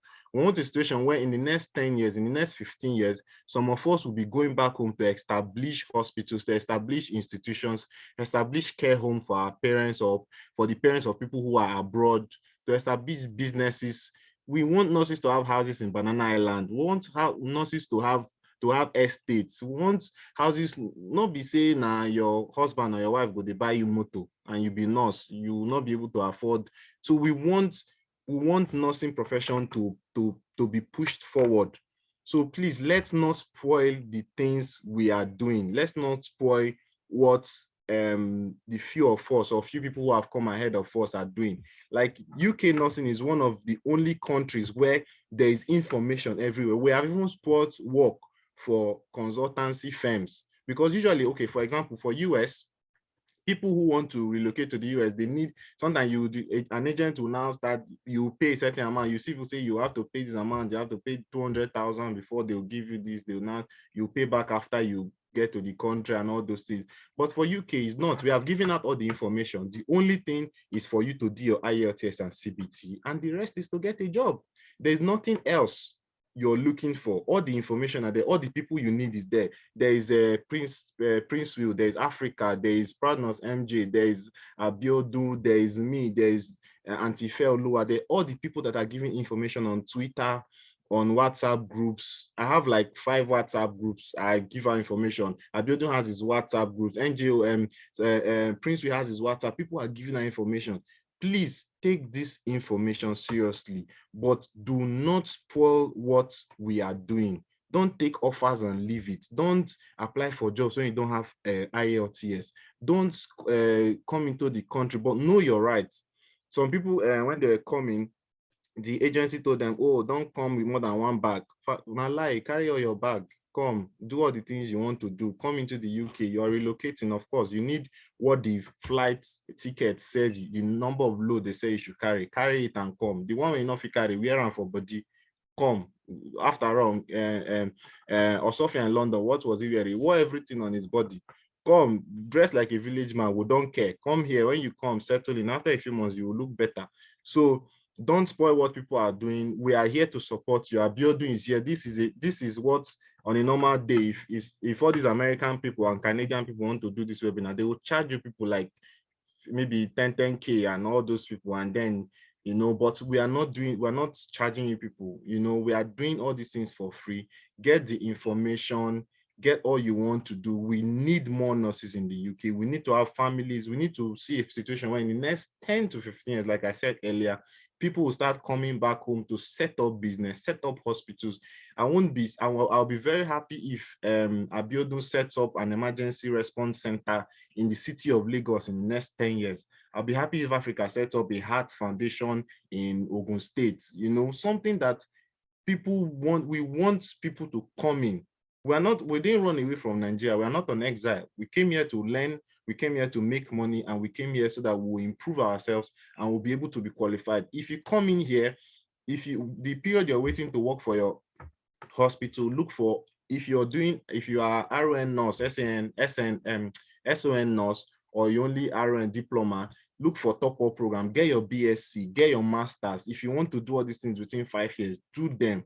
Get it to your name, so that when you come back home and you are talking, you are specialized as a cardiothoracic nurse, you're specialized as a diabetic nurse, you're specialized as an A&E consultant. When you come back to Nigeria, you have something to use and stand and say, I am a nurse, so that we know they argue with quacks again. Now, because most of us, our environment not allow us to train ourselves. So now that you are coming in here to equip yourself, like the Bible says, put on the whole armor of nursing. Gadget yourself, get the money, get the knowledge. And when you come and you're setting up a hospital, you don't need to work as a nurse when you set up your hospital. You get a doctor to be in charge of a CMD, you get an accountant, you get people, and they run the business, and you get your money, you get the name, you improve the image of nursing. That is what we are doing.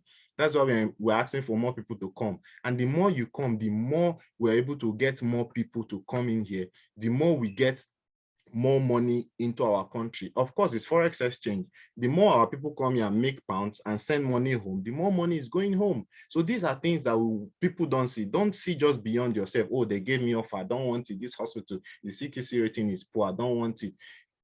You're not coming here to, after all, you're coming as a professional. What of people that traveled back then that came here to pack shit and do things and pack dead body and do all those things? But no, you are coming here to work as a professional. So come here, pipe low, lay low, do the work, learn the work, do your degree, top up your program, get your MSc, get your PhD if you want to, but then specialize in an area. Think of the business aspect. If you want to become a A&E nurse, you want to become an emergency responder, you want to learn about the ambulance service. There's no ambulance service in Nigeria. You can learn all these things and go back home, and before you know it, you start small, you start doing things, and people, it's a nurse that owns it. Nurse don't own here. Nurse don't get estate for Banana Island. Nurse don't get, we will just blow people's mind. For now, let us just come in. Make una dey come, we dey wait. Thank you. Wow, that was needed, man. That was needed. Thank you so much, Kelvin. I'm short of words. I can't appreciate you enough, but it is obvious that we sincerely appreciate you. By the way, guys, Kelvin and some group of other erudite nurses, they have a platform and they have an organization that is into IELTS training. And I can beat my chest for their testimonies and for their guarantee that, yes, they give out the best. So if you're here and you're still having challenges with IELTS, just message me, then I'll share their company's contact, and then you can reach out to them. The training is virtual. And also, if you don't want to chat me directly, I'm going to share their information on all the WhatsApp group so that anybody that is here, or a colleague that is struggling with IELTS, you can just share that information with that colleague so that the colleague can take advantage of this. You understand? So, guys, I wish you all the very best. We can't wait to host you guys here in the UK. The goal is just to develop the country, as Kelvin said, and he has done an amazing job. Thank you so much. I'm going to send the link. Yes, I'll send Maggie. I'll send the link to the WhatsApp so that if you have colleagues that are struggling with IELTS, they'll be able to take advantage of it. So, goodbye, guys. Hopefully, maybe in the nearest future, if we have any Zoom meeting, I'm going to communicate it to you guys. But for now, just continue to watch the replay, and I hope that your dream will be reality at the earliest time possible. I wish you guys all the very best. Thank you for attending this program, this meeting. God bless you all. I'll see you in the UK soonest. Cheers, guys.